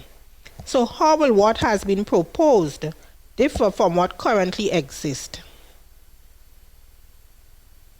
George, could you repeat the question? I'm hearing you clear, but I'm not hearing Gemma. How will what has been proposed differ? How will your proposal differ from what is being proposed by the administration at the moment? What currently exists? Currently at the medical station, I believe you can get pap smears and you can get primary care services. Under the JIPA model, again, there is no mention of the medical stations or how they will be integrated into the system. So we have no way of knowing whether this will continue. Now, in terms of patients who will go to primary care physicians, currently when you go to a primary care physician, you pay the physician, and for patients who have additional health insurance, they will receive reimbursement from the health insurance. Under the JIPA model, the patients will go to the physician and receive services from the physician. They do not have to pay anything to the physician. The payment between the physician and the payment for the physician will be made via JIPA. JIPA will use funds that's available from the 2% levy to pay the physician. In addition, JIPA will have contracts with the existing health insurance company, whereby they will receive a certain premium from the health insurance company, for which they will use to now pay providers and also pay for labs and diagnostic tests. So for the patient, the difference is if you go to your primary care physician, you do not have to pay. JIPA will coordinate all the payments. And that primary care physician is the private primary care physician. Did you get that, Janice? Oh, I did not get the question. Okay, she is asking if that primary care Physician is a private physician. Is a private physician. So under the JIPA model, the primary care private physicians will enter into a service agreement that will be administered by JIPA. Under this service agreement, the physicians will become part of an independent provider network association. They will act as participating provider in the network, but they will function independently. JIPA will give the physician a number of patients, and they will be responsible for all the primary care aspects of that patient. Now, the physician will be paid on a per head basis each month, whether they've seen the patient or not. And they will be paid through funds available in the National Health Insurance, but they will be paid by JIPA.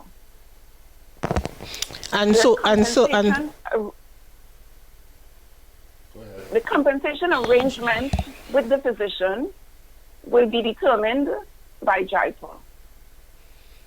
And so an essential difference is that persons who now are attended by private physicians and pay in the community will no longer have to pay that private physician because it will be under the NHI. That will be one of the major difference. So Janice, can we move on to the hospital level? Level 2? Okay. I'm not hearing Gemma, but I will move on to the second and third level of coverage. Under the second level of coverage, this will cover services, and it will have a maximum dollar amount, and that dollar amount is yet to be determined. And the services that are covered will be secondary specialist care and advanced diagnostic testing. And again, the scope of that care has not been told to us. It's yet to be determined.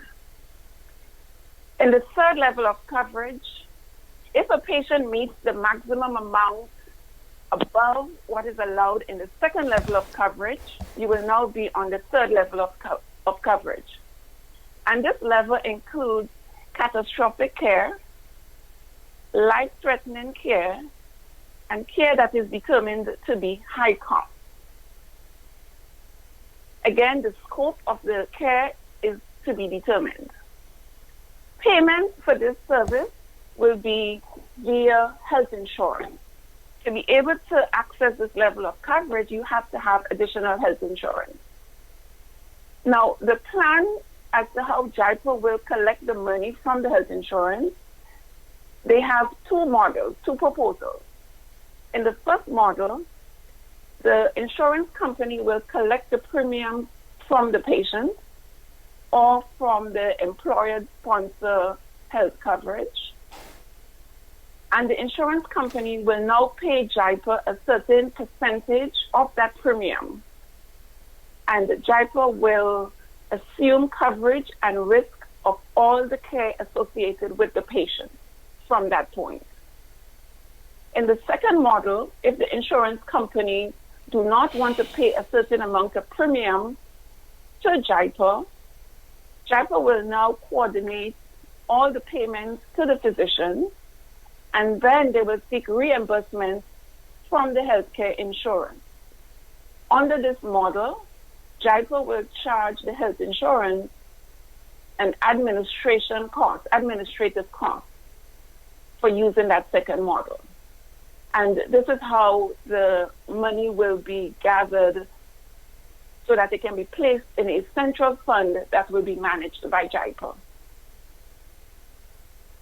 Okay. And Gemma, this is in essence the first, second, and third level. Okay, so thank you for that explanation. So as we see, everyone will be covered by the NHI in level 1. In level 2, there will still be need for private health insurance. So at this point, I will look at the proposals for financing and administration. And according to the proposal, the National Health Insurance Platform will be financed by the government but managed by JIPA. There is no mention in the proposal of the cost of the platform or the source of funding by government. For the implementation, it will be by international agencies to be managed by JIPA.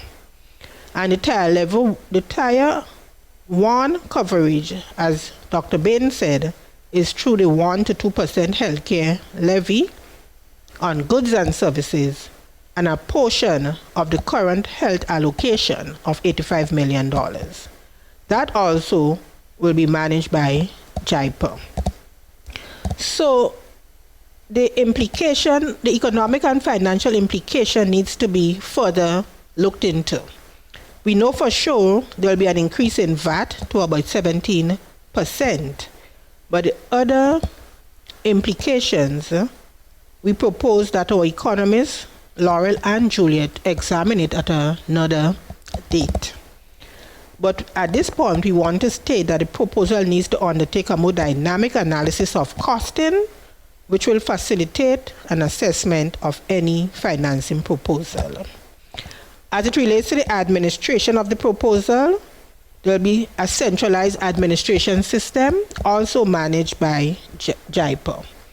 The physicians will be mandated through legislation to report information on patients to a central collection system, and ultimately, medical records will also be centralized. As we said, the payments will be managed by JIPA through a third-party administration, which is a financial intermediary for the collection and disbursement of funds. So, George, what we see coming through so far is everything will be managed by JIPA. JIPA will also have a medical committee with a medical director with responsibility for the fee system, to developing the plan, strengthening the health system, quality and utilization, and for review of credentials. Now, some of these things are currently done by the Ministry of Health, and in the proposal, we see no reference to the Ministry of Health, but everything being undertaken by the JIPA network.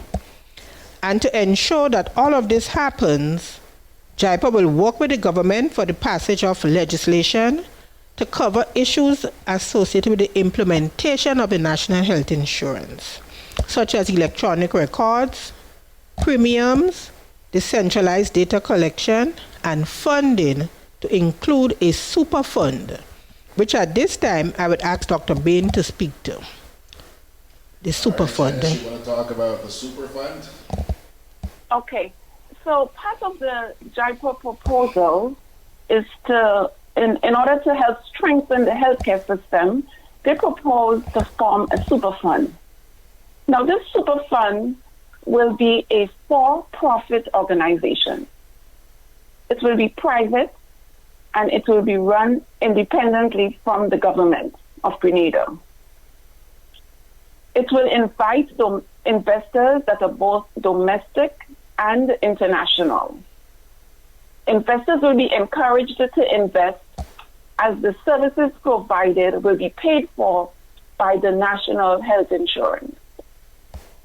They will potentially use government facilities to set up diagnostic lab centers, primary care centers, and laboratory centers to provide care. Now, my comments on this super fund is that, for one, it's a for-profit organization. And being for-profit means investors make a profit and the customers get the bare minimum. Now, in addition, JIPA will be determining which labs, which diagnostic tests will be provided under the National Health Insurance. They will also determine the fee structure for physicians and also the benefit packages under the insurance. In addition, they will also be setting up diagnostic labs and the laboratory centers, which are for-profit organizations. In my opinion, this has the potential for corruption. Dr. Gemma. Well, thank you, Dr. Janice, for your views. So we see that we are in the implementation phase, but there's a lot of unknown based on the proposal presented by JIPA. Before I lose my train of thought, could I just jump in here for a minute? I heard you mention a little while ago that from all appearances, this healthcare system is going to be managed by JIPA. Period. Everything that is in the document is to be managed by JIPA. Okay. Now, in her closing moments, Janice mentioned that there's an opening for corruption. With the super fund. With the super fund. Would you explain that? I want to fully grasp what you're talking about when what you mentioned that potential. Let Janice continue. Go ahead, Janice. So this fund will be, as I said, for profit. So the investors will have to get the maximum amount of profit they can get. Now, what they will be doing is that they will be attempting to use government facilities and set up laboratory areas or diagnostic areas where patients will be referred to get labs and x-rays and other diagnostic tests. Now, the fee, whether or not this will be covered under the National Health Insurance, will be determined by JIPA. So they will determine what tests will be covered under the primary level. And in addition, they will be creating the super fund to provide these services to these patients. And this would be a for-profit organization. So I can determine that I will charge $50 to get a CBC, knowing that I will be sending these patients to a facility where I have invested interest in making a profit once the labs are being done at that facility. Wow. All right. I have a question. In addition, Go ahead. In addition, because I wasn't hearing Gemma properly, and I wanted to talk about the consultation. JIPA has visited many stakeholders, including the bank, the credit union, to discuss the model and present it to them. Now, I think that the most important stakeholder is the Grenadian people. Because after all, they are the ones who will be paying the 1 to 2% levy and the premiums for the health insurance. So I think it's very important for JIPA and the National Health Insurance to present to the Grenadian people exactly what is in this model, exactly what we will be getting after you have taken our 2% and our premiums. Because when I look at the model, JIPA has outlined exactly how they plan to collect the monies for the National Health Insurance. You have your 2% levy, you have your health insurance plan. Yet, when it comes to the details of the plan, it is yet to be determined. The maximum amount allowed for the year to be determined. Which labs and diagnostic tests to be determined. So we have no detail as to what we are going to get after they've taken out the money. So if JIPA came to me with this proposal, I will tell them that they are not taking 1 cent of my hard-earned money until they tell me exactly what I will be getting in return for it. And so I believe a vigorous debate is necessary. Thanks for the eye-opener. And that is why, George, we also need the phase 1 deliverables. What it is that the University of the West Indies Health Economic Unit recommended. What services, what was the costing that they proposed, and so forth. Do you know what the costing proposed was, Janice? No? Repeat that question, please. The costings, you would know, it is not available. It's not publicly available. That information has not been provided. We were asking about the costing that was being proposed.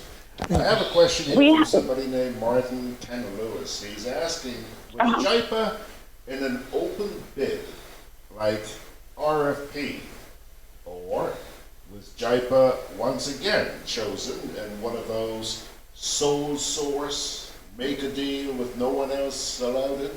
In the consultation with civil society organization, the JIPA said that they put in a bid. And also in the document... I'm not hearing properly, Jim. Gemma is explaining that JIPA said at a recent consultation here that they did put in a bid, and that's in response to this question that Martin Ken Lewis is asking. Go ahead. In the document also, that civil society organization provided, they said they responded to a bid. Okay, that's been cleared up. I don't know if you can answer this one, Janice, but Kipling Francis is asking, is it true that in some cases there will be co-payments? I'm not sure what the question is, but do you know anything about co-payments, Janice? Yes, and co-payments, when you go to your insurance company, let's say you go to a primary care physician, the insurance company may request that you pay $25 to your primary care physician, and they will take care of the rest. And that's what is typically referred to as co-payment. Now, there is no mention of this in the JIPA proposal. They have no mention as to whether or not there will be any co-payments required. Right. I'm not sure if under the current insurance policies in Grenada, if there is a co-payment, and Gemma might be able to answer that. But there's no mention in the document as to whether there will be co-payments. In some of the private health insurance, there are co-payments. Yeah, because I have a policy under Public Workers Union with Sagico, and there's a co-payment aspect. So that if the doctor's fee is like $150, you might be responsible, let's say, for $40. And then the insurance take up the difference. In the private health insurance, yes, but the JIPA document has not explained all of these things. And so what we are saying is that this document needs to be further developed so that people could understand exactly what is being proposed. And in the further development of the document, we need to know what is the stated health policy of the government that informs these proposals. We need to know whether national health insurance will be mandatory for all citizens. And for example, the private physicians and the health insurance companies, whether it will be mandatory for all of them to be part of this proposal. There will be need for legislation, whether this draft legislation will be made available so that we can see them before they are passed into law. We also need to know what will happen to the medical stations, the health centers. How will they be utilized? How will mental health, dental health, eye care, pharmaceuticals be addressed? Would we be getting it as a part of the services provided? Then we also need to know whether insurance premiums will go up and how JIPA is being paid to do this. As Dr. Bain said, we know what we will be paying, but we do not know what we'll be getting back. And so there is need for more extensive dialogue, and government and JIPA personnel need to engage the community in more discussion. Now, you were the recent consultation with JIPA. I was in the one with I made a presentation at the one with civil society organization. Did you get any feeling from these folks that they are aware that there's a lot of ground left to be covered at this point in time? Yes and no. In some instances, they seem to feel that they have come with this proposal that is working elsewhere and should be able to work here in Grenada. Because it's working elsewhere, it should work here. Right. There's a value-based proposal, and as a matter of fact, one of the discussants at the civil society organization looked at the value-based proposal and how experience with it in other territories. Andrea St. B says here, so many questions read this NHI. I wish these ladies can return with a few more sessions on this topic. You game, Janice? I am game. You tell me when. You tell me when. But tell me when and where. We said, George, already, we need to look at the economic aspect. There's because we have not touched on the economic aspect of this proposal. And there's a lot of more information that needs to be made available to the public. Okay, Janice, Gemma is agreeing, and she says that there's a lot more information that the public needs to be aware of. But I have a question here from somebody named Jackie O. She's saying, Jackie O is asking, so is this national insurance going to be like Medicaid? It's probably going to be like Medicaid. It's managed care. Managed care. It's managed care, so it's going to be like Medicaid. You will be assigned a physician that you follow up with. The model does not say what happens if you decide to follow up with a physician that's out of network. If you need specialty care, your primary care physician will now have to refer you to the specialty care before you could be seen within the network. And in addition, some of the services that may be recommended by your primary care physician will require prior authorization from JIPA before the services could be paid for. All right, so Janice, you made your presentation this morning based on having studied the proposal from JIPA. Is that correct? Correct, yes. Okay. But you were not at the consultation which was held this past week? No. You were not there? No. To wrap this up, Janice, let me ask you this. Based on your assessment of that proposal, what sort of, apart from the fact that you believe that there's a lot more information that needs to be provided to the public, what sort of feeling did you get? One, are these people capable? And two, were you reading that this may already have been a done deal? From my read of the document, it sounds like it's a done deal to me. In the model, JIPA has proposed that they want to complete the implementation phase within 9 months. And I know from the budget, there's money already allocated for implementation for the year 2020. So this, in my opinion, is already a done deal. Now, when I look at the proposal, it is severely lacking, in my opinion. As I said, health insurance, you need to address preventative measures. What's going to be happening with pap smears, colonoscopies, mammograms? How is it going to be done? Is it going to be done at the mental health, at the medical station level? Is it going to be done by the primary care physicians? Are the specialists going to be the ones taking care of it? What's going to happen to prescription medications? These are drivers that increase healthcare costs. What's the point in telling me that I have high blood pressure and then you tell me, diet, exercise, but I need you to take these medications. But there's no way for me to get the medication. How are we going to help to bring the cost down of prescription medications? So once we've diagnosed conditions, we know patients are now able to access affordable medications. So in addition, we just do not know what's the maximum amount allowed per patient, and is that enough to take care of the primary care concerns of the patient? If a patient with diabetes and heart disease and high blood pressure, are they going to be allowed the same maximum amount as someone with no medical problems?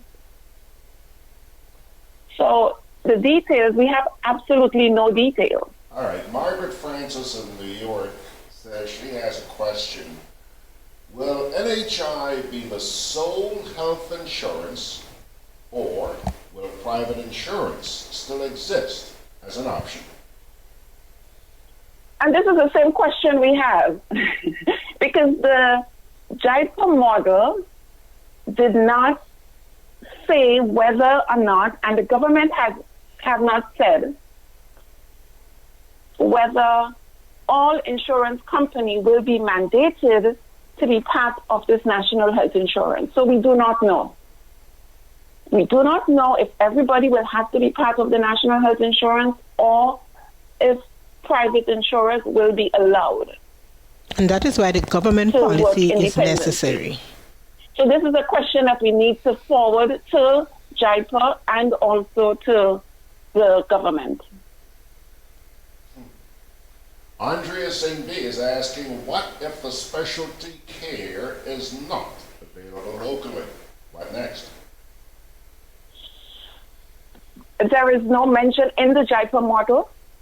There is no mention as to what will happen in that scenario. Now, if you need a specialty care that's not available, I'm assuming that this will take you either to the second or the third level. And so if you're in the second and third level, you need to, these are people who have health insurance. And so you might be able to take your health insurance and seek consultation elsewhere.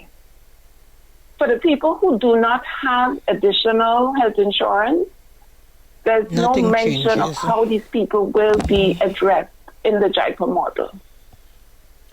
You know, Janice and Gemma, this is just another example of why our little get-together here on Monday mornings is so important, because this has been an eye-opener over the last half hour.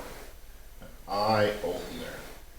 I heard you raise a number of concerns here, and I have seen some of these concerns being echoed by the people who are watching on social media. So thank you very much for opening eyes. And what is really, really disturbing, you never said that it is a fact, but you suggested that this may already be a done deal based on your assessment of the proposal that you read from JIPA. That is disturbing, because with so many unanswered questions, how could we be at a point where the impression is being given that, hey, take it or leave it? Is there any more room, as far as you know, Gemma, for further consultation? Maybe, but I don't. I'm not sure what the schedule of consultation is. Gemma says So maybe, but I'm not sure. She's not sure. I know last week they had a number of consultations. Go ahead, Janice.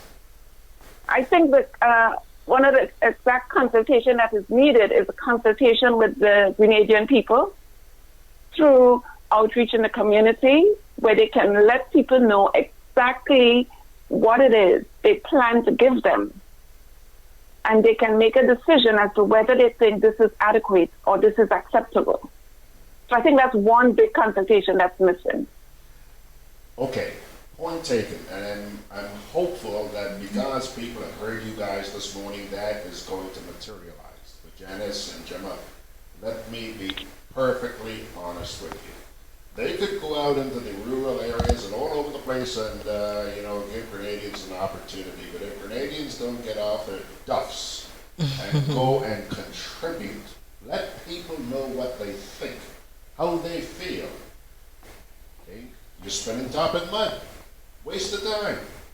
And then, down the road, when things go sour, you start pointing fingers at government. That's a nasty habit we have in this country. A nasty habit. Thank you, ladies. Hold on a second. Andrea St. B says, we always have to put the horse before the cart. Rush to implement programs without thoroughly planning them. Absolutely. Absolutely. And George, that is why we need that report, to know whether there was a report from UWI. And what did that report recommend as the package of primary health care and hospital-based services that should be part of the national health insurance. Whether it was costed, because we do not know at this point even whether the 2% levy and the portion from the 85 million will be able to cover the cost of the services that is required for the population.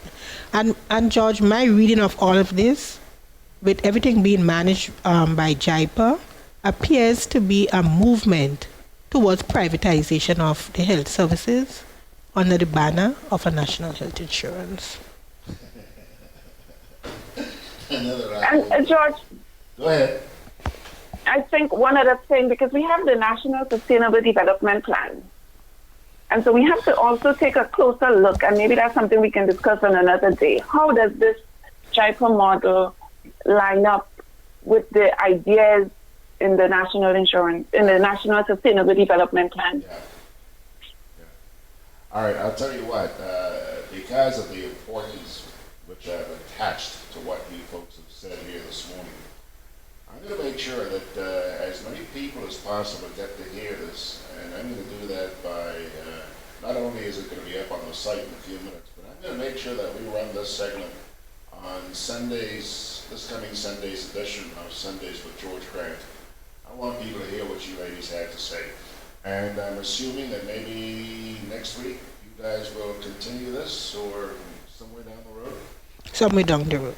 Somewhere down the road. Yeah. Okay, Janice? We'll stick with it until it's improved. Thank you so much. I really, really do appreciate that. We've been talking with Dr. Janice Bain, who is a doctor of internal and obesity medicine out there in the United States. And she's part of the Bain Sisters team. Sitting right here with me this morning is Gemma Bain-Thomas. Gemma, I can't tell you how important the last half hour has been to the Grenadian people. I just pray to God that we are listening. It's not the first time this type of thing has just been forced on us. It's become the norm these days. You know, you hear about consultations, and then the people who were at those consultations complain they never heard any of their suggestions or recommendations being enforced. God help us. Thanks, James. Thank you, George, for having us. Oh boy, oh boy, oh boy, oh boy, oh boy, oh boy, oh boy. Folks, let me tell you what. I am so happy that I decided to play this. This was actually recorded. It was done live on Monday. And as I sat there listening, I just said that I had to share that with you this morning. But I wasn't sure how it was going to go down. Well, I'll tell you. For those of you who are on social media this morning, just take a look at Facebook and see how Grenada has responded to what Grenada heard here this morning.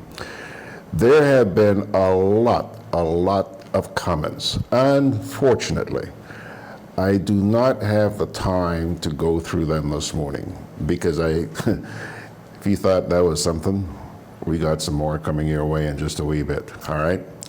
So please bear with me. Go on back and read the comments because I think there are a lot of very, very important comments in there that you should see. There is concern for what we have been fed versus what we need. Okay? Let me take a break, and then we're going to come on back with a discussion about a meeting which civil society had with the Parliamentary Elections Office recently. And the way I put it up here on the website this morning, I just said civil society and Parliamentary Elections Office out of sync. That's what I said, okay? You'll understand why when we start that conversation.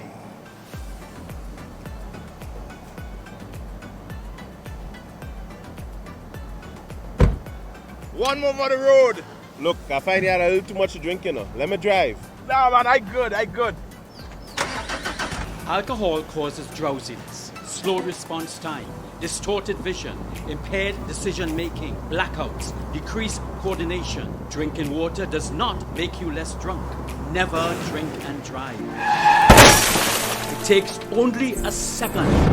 I'm really sorry. Sorry? Sorry can't bring back my sister. You've been drinking. I can smell it. Why? This message is brought to you by this group of insurance companies, the Traffic Advisory Body, and the Traffic Department.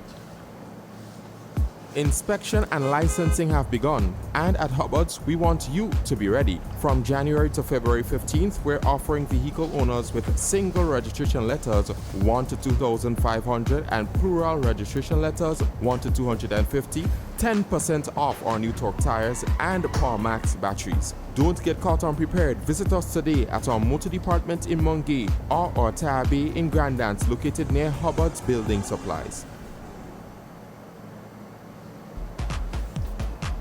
I'm always on the move. Training,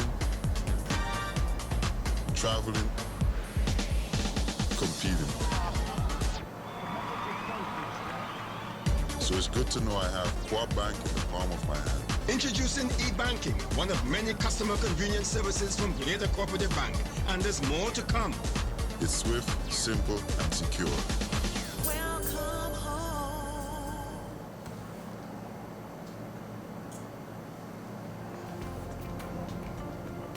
Together with you, our customers, we energize our community.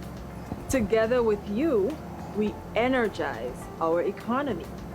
We are working together to give our nation a better tomorrow. With you, we energize our future. Together, we energize our nation.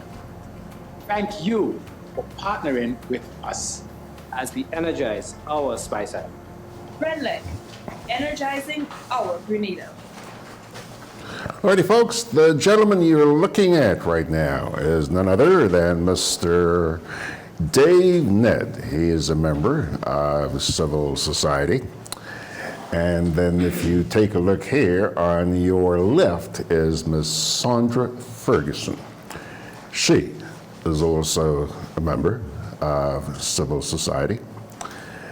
And next to her is Mr. Washington Edwards. And Mr. Edwards is the leader of his political party, Grenada Renaissance Party. All right. Folks, essentially, I'm going to have these guys spend the next, let me see here, 45 minutes or so telling you about a meeting that they had with the Parliamentary Elections Office just a few days ago. Occasionally, I've got some questions. I'm going to jump in and ask questions, but I'd like these folks to have a discussion because they were there. And I want them to tell you why they had this meeting and what came out of the meeting. You and I know that there have been concerns about the electoral process in this country going back for years. Recommendations have been made to us over and over and over again, and nothing, N-U-T-T-I-N, nothing happened, okay? In addition to that, we now have a situation on our hands where the voter ID card will be of no effect as of the end of this month, if I'm not mistaken. So let me start with you, Sandra. You guys decided to go sit down with the PEO. What happened? What brought that about? Okay, good morning, George. Good morning to your listeners and my fellow panelists, and your followers as well. And thank you for the opportunity. Anytime. Thank you for the interest that you have showed in the statement that we issued. With the meeting of the Parliamentary Elections Office. And before I start into the meeting, let me just also commend the Parliamentary Elections Office for keeping the commitment made to engage the grouping of civil society in these discussions. Because when we met with them, I think it was both for referendum 2016 and the elections 2018. And they were sharing certain information. We said the political parties are not the only stakeholders. So we were quite pleased to have this opportunity. It was a very precipitous invitation, so we didn't have all that time to convene or prepare ourselves. The invitation indicated that it wanted to meet really important matters pertaining to the electoral process. Also in attendance at the meeting, all the political parties and independent candidates registered with them. I think most of them came, and Mr. Washington here of Renaissance Party was one of those people who were there. And essentially, the supervisor of elections advised us that the voter registration cards were about to expire January 31st, 2010. And the Representation of the People Act was silent as it related to the issuance of cards. Therefore, after the office had conferred with the Attorney Generals for some advice on the matter, it was recommended by the Attorney General that the amendments be made to accommodate or to address the issue of the reissuance of cards. And therefore, the office had proposed a number of amendments. So this launched a discussion, and I will pass it over to my colleague, Mr. Nedd here, to share with you what were some of the concerns raised as it related to this issue of the almost precipitous, the precipitous nature of this, because you are now addressing it, and what were some of the concerns raised? Good morning.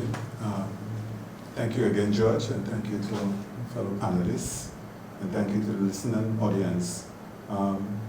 Once again, we are here to discuss matters relevant to governance. Today we're speaking about a matter that speaks to the very heart of the democratic process. It speaks to the will of the Grenadian people being reflected in the government that they choose. And the responsibility for this is placed with the electoral office, and it is their constitutional duty, it's a constitutional directive that they should deliver an election that is free and fair and that it reflects the will of the people. On the 9th of January, we convened at a meeting with the supervisor of elections, and in his opening remarks, he indicated that our voters' registration card would expire at the end of this month. That has been a concern for us for, I think it was 2016, we started discussions that this card was going to expire. The supervisor indicated that he had been receiving calls from persons and from financial institutions expressing their concerns, and that he thought it would be reckless if the office of the supervisor, the electoral office, did not act speedily to rectify this situation. And his concern was that financial institutions were accepting the voter registration card to facilitate transactions at the office. And that immediately caused concern among most of the persons who were gathered. And the question was asked, well, what is the mandate of the supervisor of election to, in fact, satisfy the demands that will be made of you? The voter registration card is primarily to facilitate the voting process, and it is a part of making sure that the integrity of the process is respected and that you can produce, again, a free and fair elections. So, the reasons that were given as to why he wanted an amendment, that they were going to go to Parliament to do an amendment, and his actual constitutional terms that were dictated in the Constitution was of concern for us. And in addition to that, the question was raised that there were a number of concerns coming out of the referendum 2016, referendum 28, elections 2018. The OAS Observer Mission has done a report that was lodged with the Electoral Office. Our CARICOM Observer Mission also did a report, and that was made available to the Electoral Office. And those both entities described concerns, serious concerns, with regard to the use of the voters registration ID, or the non-use of the voters registration ID. And then there were a number of recommendations made as to how they see the process can be further enhanced to make sure that things can go as proper as we would like.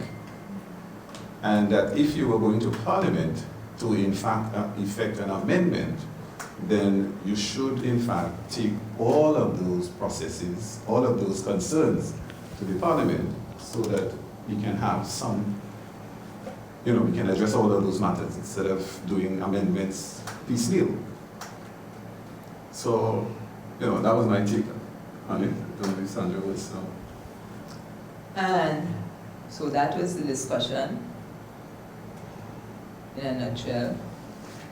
And we concluded, the meeting concluded by requesting the supervisor of elections to circulate the draft amendments so that persons in attendance and the wider public could get the opportunity to comment, offer any recommendations before the legislation was tabled in Parliament and before the first reading. The office seemed to think that it was simple amendments which, simple amendments to deal with the expiration date, the reissuance of cards. But the meeting made it very clear that we did not consider amendments to the Representation of the People Act simple. And I can add here that we from the grouping of civil society organizations have learned that no amendment is simple. And let me just say that the draft bill, which opened our eyes to that, was the name of state bill, which everybody thought, it's a simple amendment. We changed the name, the official name from Grenada to Grenada, Carriacou, and Petit Martinique. But when we went into that bill and found things like the definition of Grenada in the explanatory memorandum as 3 public islands, and other amendments, which were not simple and had significant implications, we would like to see the bill or the amendments before it's actually tabled in Parliament. And we left there with the commitment, with the understanding that the office had committed to circulating the amendments and having a follow-up meeting at which someone from the Attorney General's chambers would be invited so that any clarifications and explanations could be given. And of course, they would be there to also hear what was the response from the stakeholders in attendance. We have not heard from Mr. Edwards. You were at the meeting, I take it? I did. Okay, as a political leader yourself, I'm sure you had concerns. Have those concerns been expressed by your 2 colleagues here, or did you have additional concerns? Well, my concern is the thing about consultation. I see it as a fraud in Grenada. And let me assure you when our government have a consultation, basically they already come to a conclusion. They just bring consultation up front to pretend that you are participating in the democratic process, but it's something far-fetched. We do not. They already have the answer, and they just say, well, just for a democratic thing, hey, it was democratic. These people, private citizens, knew about it, so definitely they participated. But basically, we have basically no participation in the democratic process. And what puzzles me is how our parliamentary procedure works, is that basically I think it is handpicked people put there, and it affects democracy, because prior to the election, I'll tell you that they just move people, the permanent workers in the office and put in who they want. So our democratic system is at stake. It's not democratic, it's more democratic. And that I would like to know, I'd like to get, I would say, updated. And I'd like to go myself, I know to deviate to my concern in the nomination of candidates for the election. I was the first person to be nominated in the election in the Northeast. And what happened, at 6 o'clock at the close of the day, they said that I did not get nomination. How that happened? It's because there is some fraud system. Normally what I did, I have certain amount of persons, the 6 persons that's supposed to nominate you, had their names always repeated. But this time I did not do that. I removed most of them from the list except for one. So when I went there, because the system was computerized, that the list that is there normally looked through, they eliminated and put a computer. So then that things of the computer was basically, I would say, fraud.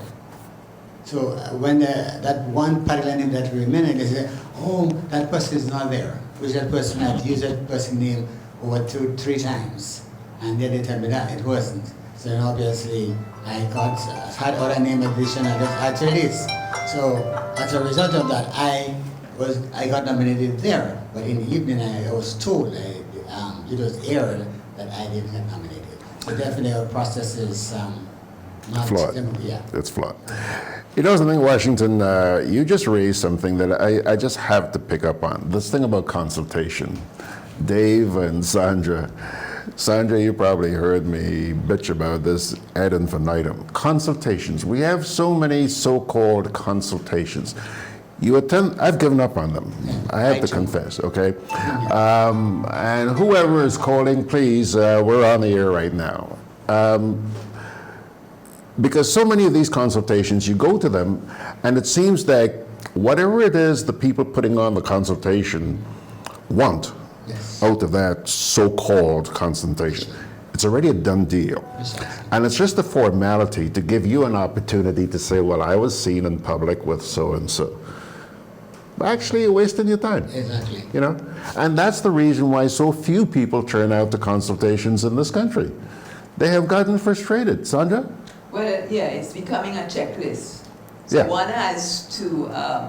you know, you mentioned checklists, donor agencies and people who give to us. They want you to have consultations, okay? And in fact, if I could just... Because in fact, what had happened, what in fact should have been is that the Parliamentary Elections Office would have had a meeting to talk about the issue, and out of that, the proposed amendments that they would put forward, would have been discussed. What in fact happened, it seems, is that they put forward the amendments already. And forgive me if I may be wrong, but I think it was necessary because they were having a press conference the very next day, so it was important to have that meeting. With all due respect. So Mr. Edwards is right, but his comments have also picked up on another issue as it relates to the registration of electors. And one of the things that came up from one of the representatives of a political party is that in fact,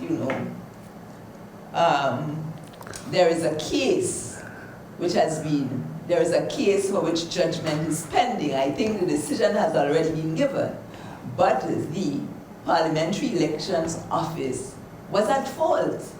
Okay, I think that relates to the North. I don't know if it's for the Northeast or if it was for various other constituencies, because we know we have had significant problems in Karakou in particular and in the Northeast.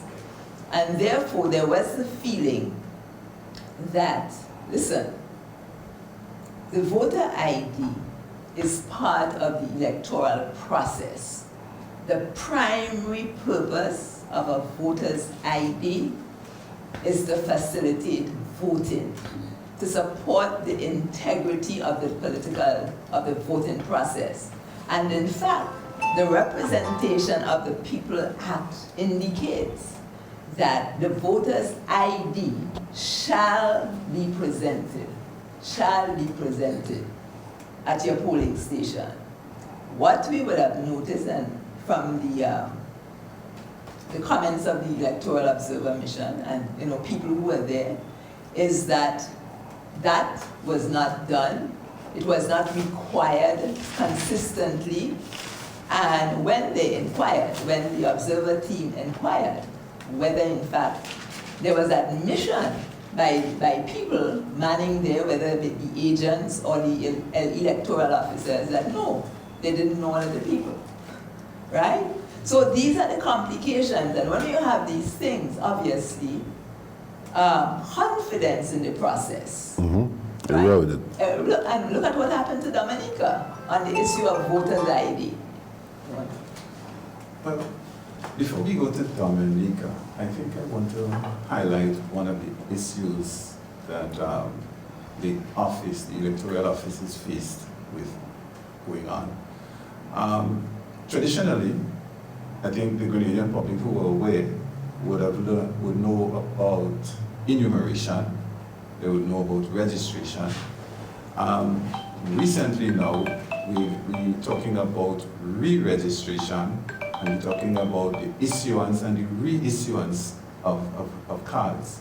Now, all of these terms, we are not sure how it relates to the electoral process.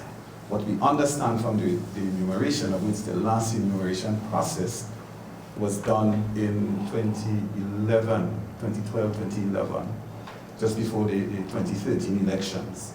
And the enumeration takes into consideration the officer from the electoral office going into the community and verifying by a count that you are who you are and that you live where you say you live. Why is that important? One of the requirements of the Constitution is that Grenada has to be separated into different constituencies. And because of that, you vote based on the constituency that you live in. Now, with the voter registration process, places emphasis on where you're domiciled, meaning the place where you would call home and where you would go back to. If you go anywhere, you go overseas, you go to Trinidad, place that you will come back to and that you call home. Mm-hmm. And that is where you should vote. Ongoing, we don't know what they're proposing, but we have not heard that we are going to be doing another enumeration process. The question now is, how is the information that is brought to the registration officer verified? So there are a number of concerns that we have going in.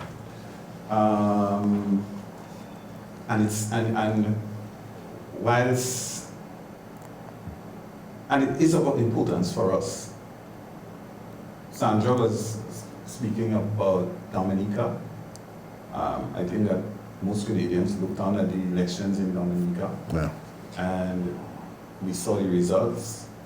But what also we saw was that the Dominican people, for almost 5 years prior to the election, clamoring for electoral reform. They had engaged, there were talk shows, there was physical protests in the streets. Both the CARICOM Observer Mission and again, the OAS Observer Mission, they all made recommendations. Yeah. They were all ignored. And what we saw with interest was that when the people were protesting what they considered to be violations of their rights to a free and fair election, our CARICOM leaders deployed the regional forces. And we saw that effect. Now, whether there was a national emergency, I can't say. But the regional forces were deployed. In Grenada, we have similar concerns with the registration process. We have similar concerns with the voting process and the electoral office. I want to raise a point here, Dave. You know, come election time, I think it gives the populace a sense of reassurance that you're going to participate in a free and fair election. When you hear you've got the OAS mission and the CARICOM Observer mission, okay? You expect something to happen. You expect that things are going to be run right. That has not been the case because these missions are reporting that there are idiosyncrasies which have not been addressed. Doesn't that diminish confidence in these observer missions? Well, yes. I hate to call a spade, but that's... No. There are differences, George, so yes. So you should not rest on laurels because there is an observer mission. The observer mission is not going to change it. What the observer mission is going to do is to observe, record, and report that these are the deficiencies which need to be addressed. And in fact, if you read the 2018 observer report, one can actually begin to ask, did we really have free and fair elections? Because, I mean, I have the statement that we issued after our meeting with the supervisor of elections for the 2018 elections. A big issue was the issue of the registration of voters, and particularly those of Commonwealth citizens. And the supervisor said to us that these people were there and they were getting JPs to do the declaration, and he felt that they had an obligation to accept these documents. The 2018, and this was brought up before. The issues that happened in the Northeast, whichever that went before the court as it relates to whether it was voter padding, whether people who were there should be there, the claims of electors, right, that people ought to be removed from the list. This is recorded. Now, what did the supervisor say? We don't have enough time to take it before elections, so we'll have to take it after elections. For example, the whole issue of if you can't clarify, if there is an issue of who should not be on the voters list, and that person is allowed to vote, the vote is counted. It contributes towards the result of the election. So even if after the elections, it is found that there was a problem with that, the election result has already gone. But we need to ask ourselves whether in fact the process, particularly since the office of the supervisor of elections was so adamant that we have an obligation to accept this flawed document. Because in fact, The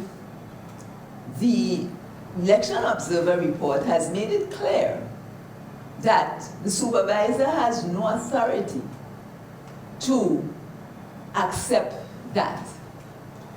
And that document is what is required. There is a procedure. There is a procedure for doing that.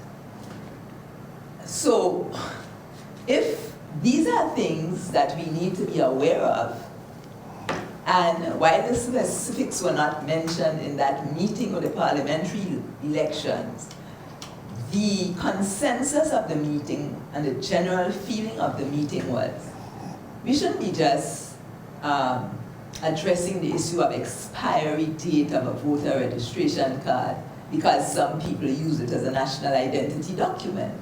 We need to address the issue of voter registration and the issuance of the card. We need to take it collectively. I want to talk about the card in a wee bit, but Sandra, before I get off this particular subject, look, I'm not very eloquent when it comes to my verbosity, okay? But this thing about the observer missions really, really bothers me. Judge. And I can't help but ask, why are the governments bringing these missions into the country when they're not going to accept the recommendations that are made? It's sorry, go ahead. It's go a ahead. sort of window dressing. Call it what it is. It's a scam. But if I may, a report coming from the CARICOM Observer Mission, and I'm reading from one of the paragraphs. Against the backdrop of its mandate, the CARICOM Observer team holds the belief and the profound recognition that an election is not merely a singular event, but a process, yes, the importance of which must be assessed in its entirety to determine the extent to which the standards of credible elections have been achieved. Now, our observer missions are normally here 3 days before, a week before, they leave 3 days afterwards. And their mandate is to observe primarily the day of elections.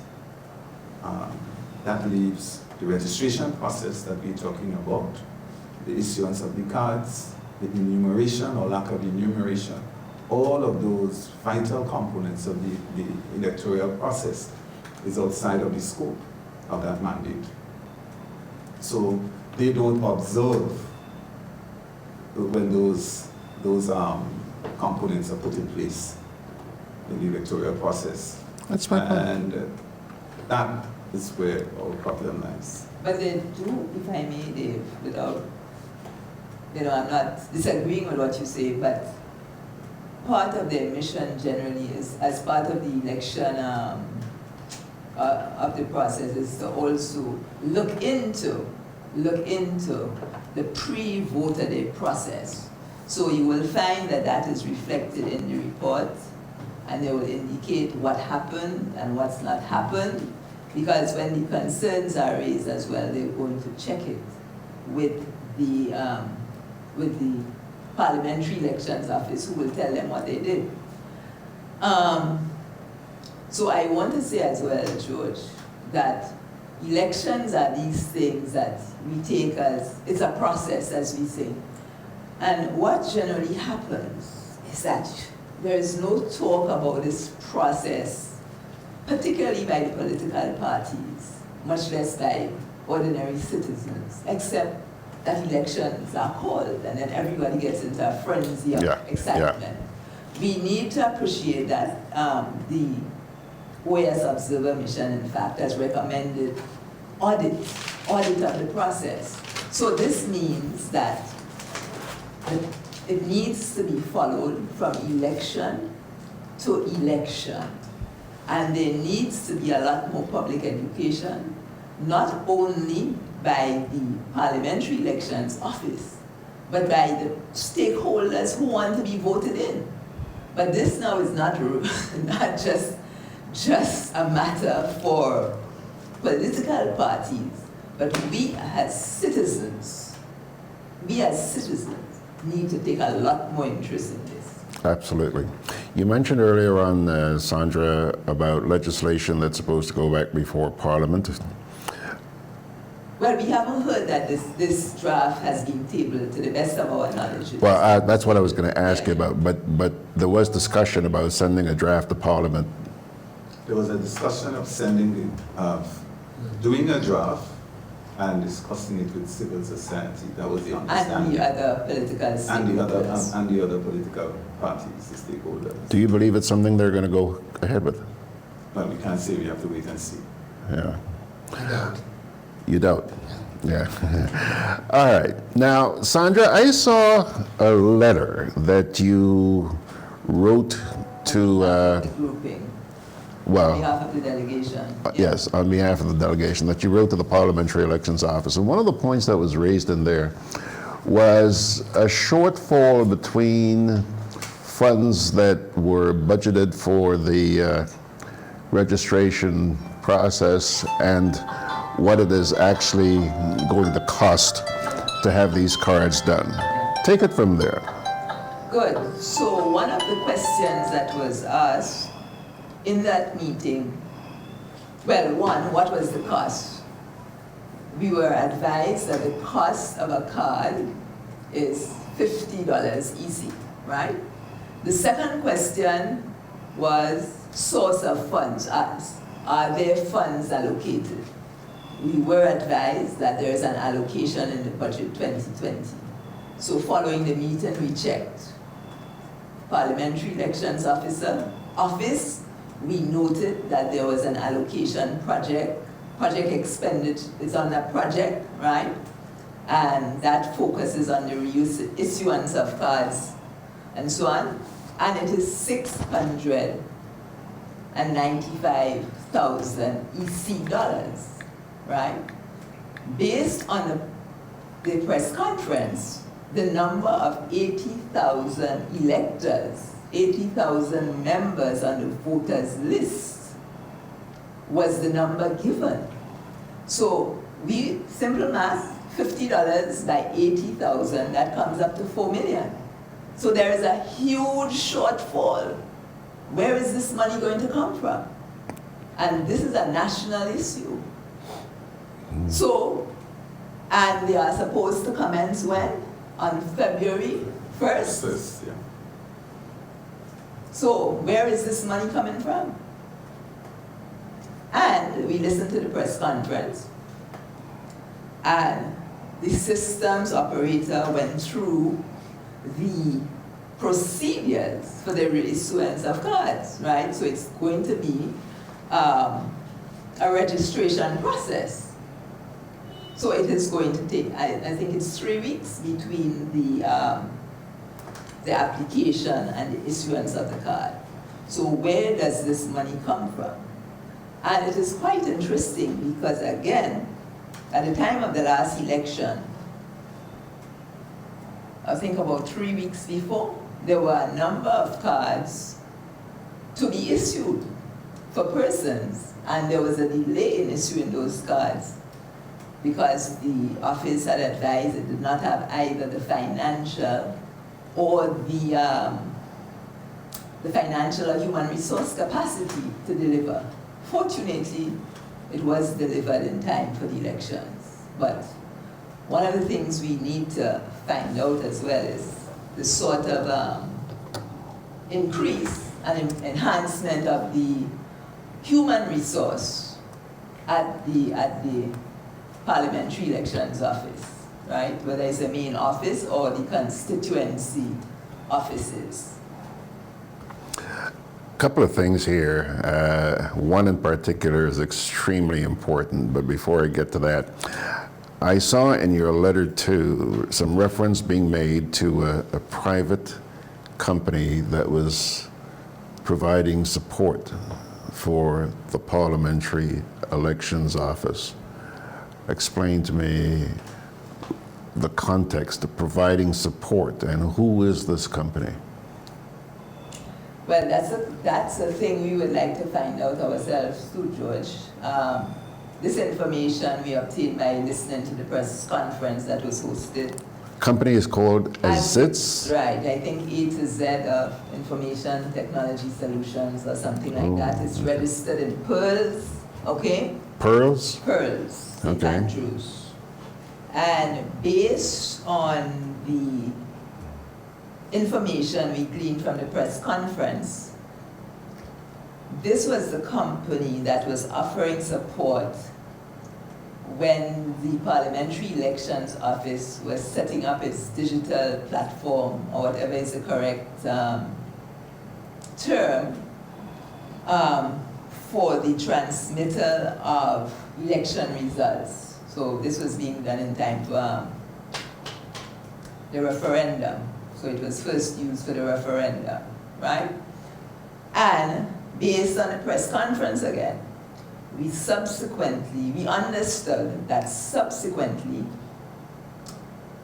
this company was contracted to provide ongoing support for the Parliamentary Elections Office for the election registry, it would see, the maintenance and upkeep of the data and so on. It was a Canadian company, 3Ms, that was recruited to digitalize the registry and the system and so on. So we are in the dark, that's what we can say. We are in the dark, and it is something that we need to find information about, particularly the process and who are the players, who are the principals, the operators, and so on, and what are the services they provide. Because we did have discussions with the Parliamentary Elections Office prior to the referendum, when we were talking about the, and we got this information. Of course, you would recall at that time that a major concern, and it still remains a concern, is the whole issue of the security and access to that data, what should we say, to that data, registry data. Because you will remember that the supervisor of elections, the supervisor of elections in 2014 was dismissed because she refused to cooperate with a request to make data from the office available to the office of the Prime Minister, I think, which was responsible for ICT or whichever office. And also, therefore, to link to this issue as well is this EGRIP's Parliamentary Elections Office and the Electronic Government for Regional Integration Project. I think we need some updates on how all of this has, has panned out, and we need to know. We need to know. Sounds like you guys are echoing what we were learning about the National Health Insurance Program earlier this morning. You just mentioned Canada, and there's a note here, where is it? Randall Robinson is asking, was civil society informed about whether the Canadian electoral software program is still in use? And if not, why not? And what system has replaced that system? And also, who is administrating it? What we heard, and this came via the press conference, right, is that the office is still using the 3M software. The Azits, the local company, is providing the maintenance for that. So the software is still in use. Azits is providing the maintenance support. And of course, there is a systems operator in the elections office that is responsible for the system. Okay. And the 3M company, George, was supposedly gone out of existence. They're no longer operating, as we were informed. That was the information we learned. And I want to clarify what we learned in the meeting at the office and what we have subsequently learned by listening to the press conference. And that information about these companies, we learned that via the press conference. I know that one of the things you guys were really concerned about at your meeting with the PEO was the security. And earlier on this morning, somebody was asking, where are the servers? This was a major issue in a prior election where the servers, I understand, were moved to the botanical gardens. Well, I don't know that we can confirm where the servers are, okay. But we can say that the electoral process is a voter registration process as opposed to a civil registration process. They are different, there is emphasis on different areas. The voter registration process is very concerned about where you live, where you're domiciled. The Constitution has directed a distinct office, separate from every other office, to deliver on the whole issue of the will of the people, to make sure that the will of the people transforms into governance. Does such office exist? The editorial office. Yeah. Well, they're supposed to carry that mandate. The supervisor of elections is subject to the authority of is subject to the control of no person or authority. That office is one of the few offices in the Constitution that has that proviso. So it is a distinct office. And is that office still down on down the street here? Tontine. In Tontine. It's down in Tontine. It's in Tontine. Okay. And that's where the servers should be. I can't say where the servers are. That's where they are. I can't say where the servers are. You can't say where they are. Mm-hmm. But what I do know is that the servers should be separate and distinct from everything else. Everything else, meaning like government offices or political parties or whoever. The Constitution, it was the third office. The Constitution sets up the office of the Governor General. It sets up the Parliament, including the upper house, the lower house. Then it sets up the Constitution. Then it sets up the supervisor of elections. It is that important. You know, I just want to add here, because as we talk about the enhancing of the capacity,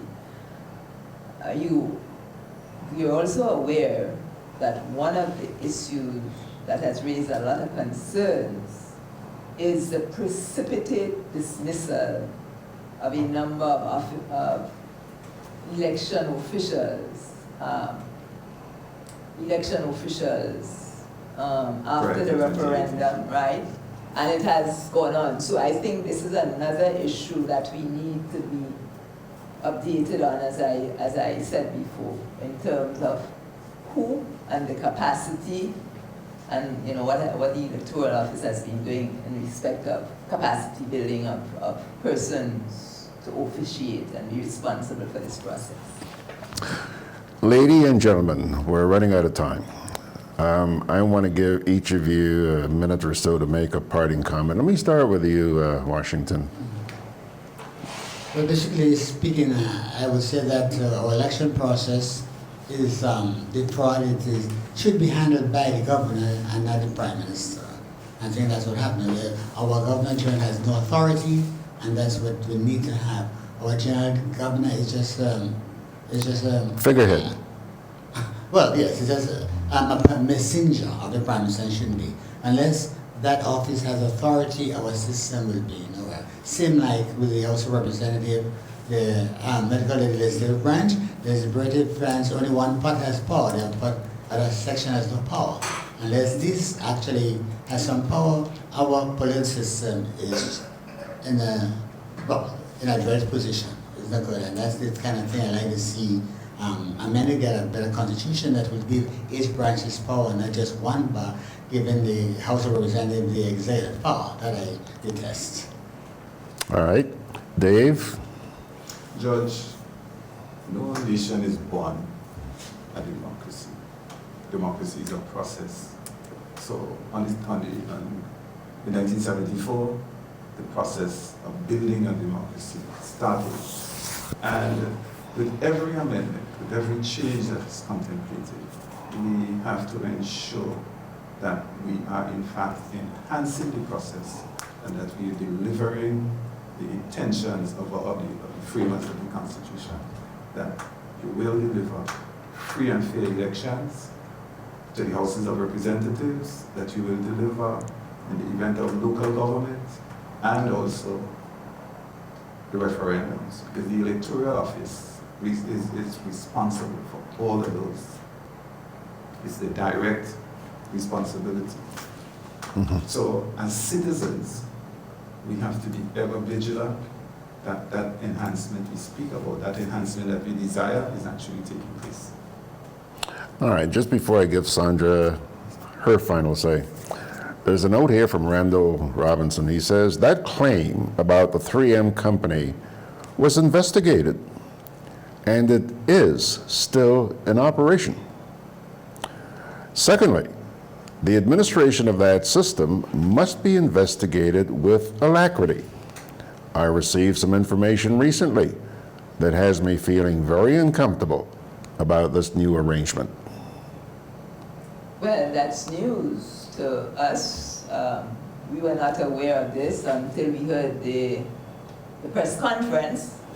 What I recall being said at the press conference further was that 3M's was no longer in that business, and that all the systems, not only to Grenada, they were maintaining the systems. Yes, they were not maintaining the systems. So if Mr. Robinson, who was a former candidate for Southeast, the constituency in which I live, has that information, then I think that information should be shared publicly. And certainly we will be very grateful to receive that information, and any more that he may have that may help to clear up some of these questions that we are asking. Thank you, Mr. Robinson. Okay, Sandra, your parting word. Well, at the beginning, Dave made a very eloquent statement about the importance of the electoral process and the Office of the Supervisor of Elections being important in the issue and the process of governance and delivering the will of the people. And I am just looking at our election message here, where we encourage all electors to go out to vote. Voting, we don't know how far on the horizon that is, but there is a process to ensure that your vote counts, and that depends on the kind of system and the integrity of the system. So we want to encourage the populace to take an interest in this, contribute, ask your parliamentary representatives and those who are putting up themselves for questions, for office questions, because you need to remember, and we all who are voting need to remember, that our vote, our decision, our future. So we need to make that vote count, and it can only count really in a system that is fair. All right. I have been talking with Mr. Dave Nedd and Sandra Ferguson, both of CSO, the Civil Society Organization, and also the leader of the Grenada Renaissance Party, Mr. Washington Edwards. Folks, I'm going to call upon you to make a demand. It's out in the public domain that we do have some very serious issues about our political process. And one would assume that as voters, you want to have confidence that when you go into that polling booth, you are afforded a fair chance to elect the governance of your country. The Parliamentary Elections Office is aware of the concerns. And I would have to be a monkey's uncle if the government is not aware of these problems.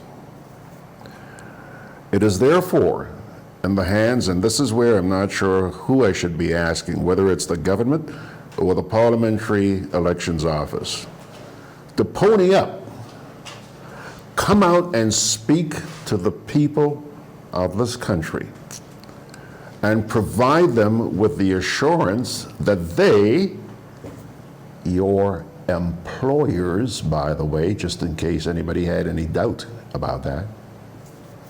George, if I may, the request should be directed to the Parliamentary Electoral Office. To the Parliamentary Electoral Office. So Parliamentary Electoral... It's an office distinct and separate from, it is responsible to no person or authority. Okay.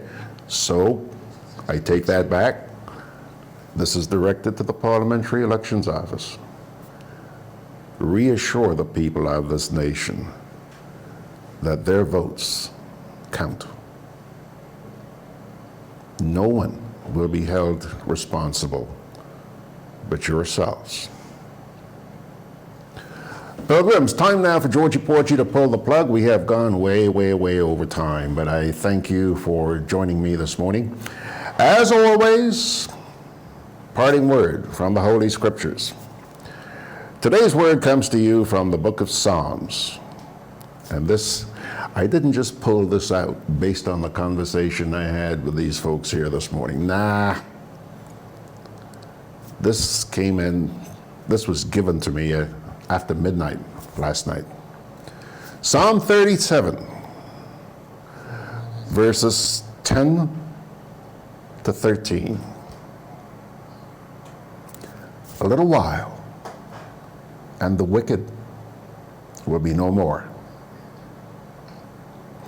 Though you look for them, they will not be found. But the meek will inherit the land and enjoy peace and prosperity. The wicked plot against the righteous and gnash their teeth at them. But the Lord laughs at the wicked, for he knows their day is coming. Ooh, boy, I can have a good lunch after that. Psalm 37, verses 10 to 13. Thank you very much to my guests, Gemma Bain-Thomas, and oh boy, we had Dr. Stephen Fletcher, Gemma Bain-Thomas, Janice Bain, Washington Edwards, Dave Nedd, Sandra. What more could a guy ask for, man? It's been one heck of a morning. And you, thank you for making it all possible. What the heck would we do without you? Please join me on weekdays, including tomorrow morning, for the next edition of Good Day Grenada. On that note, God bless you. He really, truly loves you.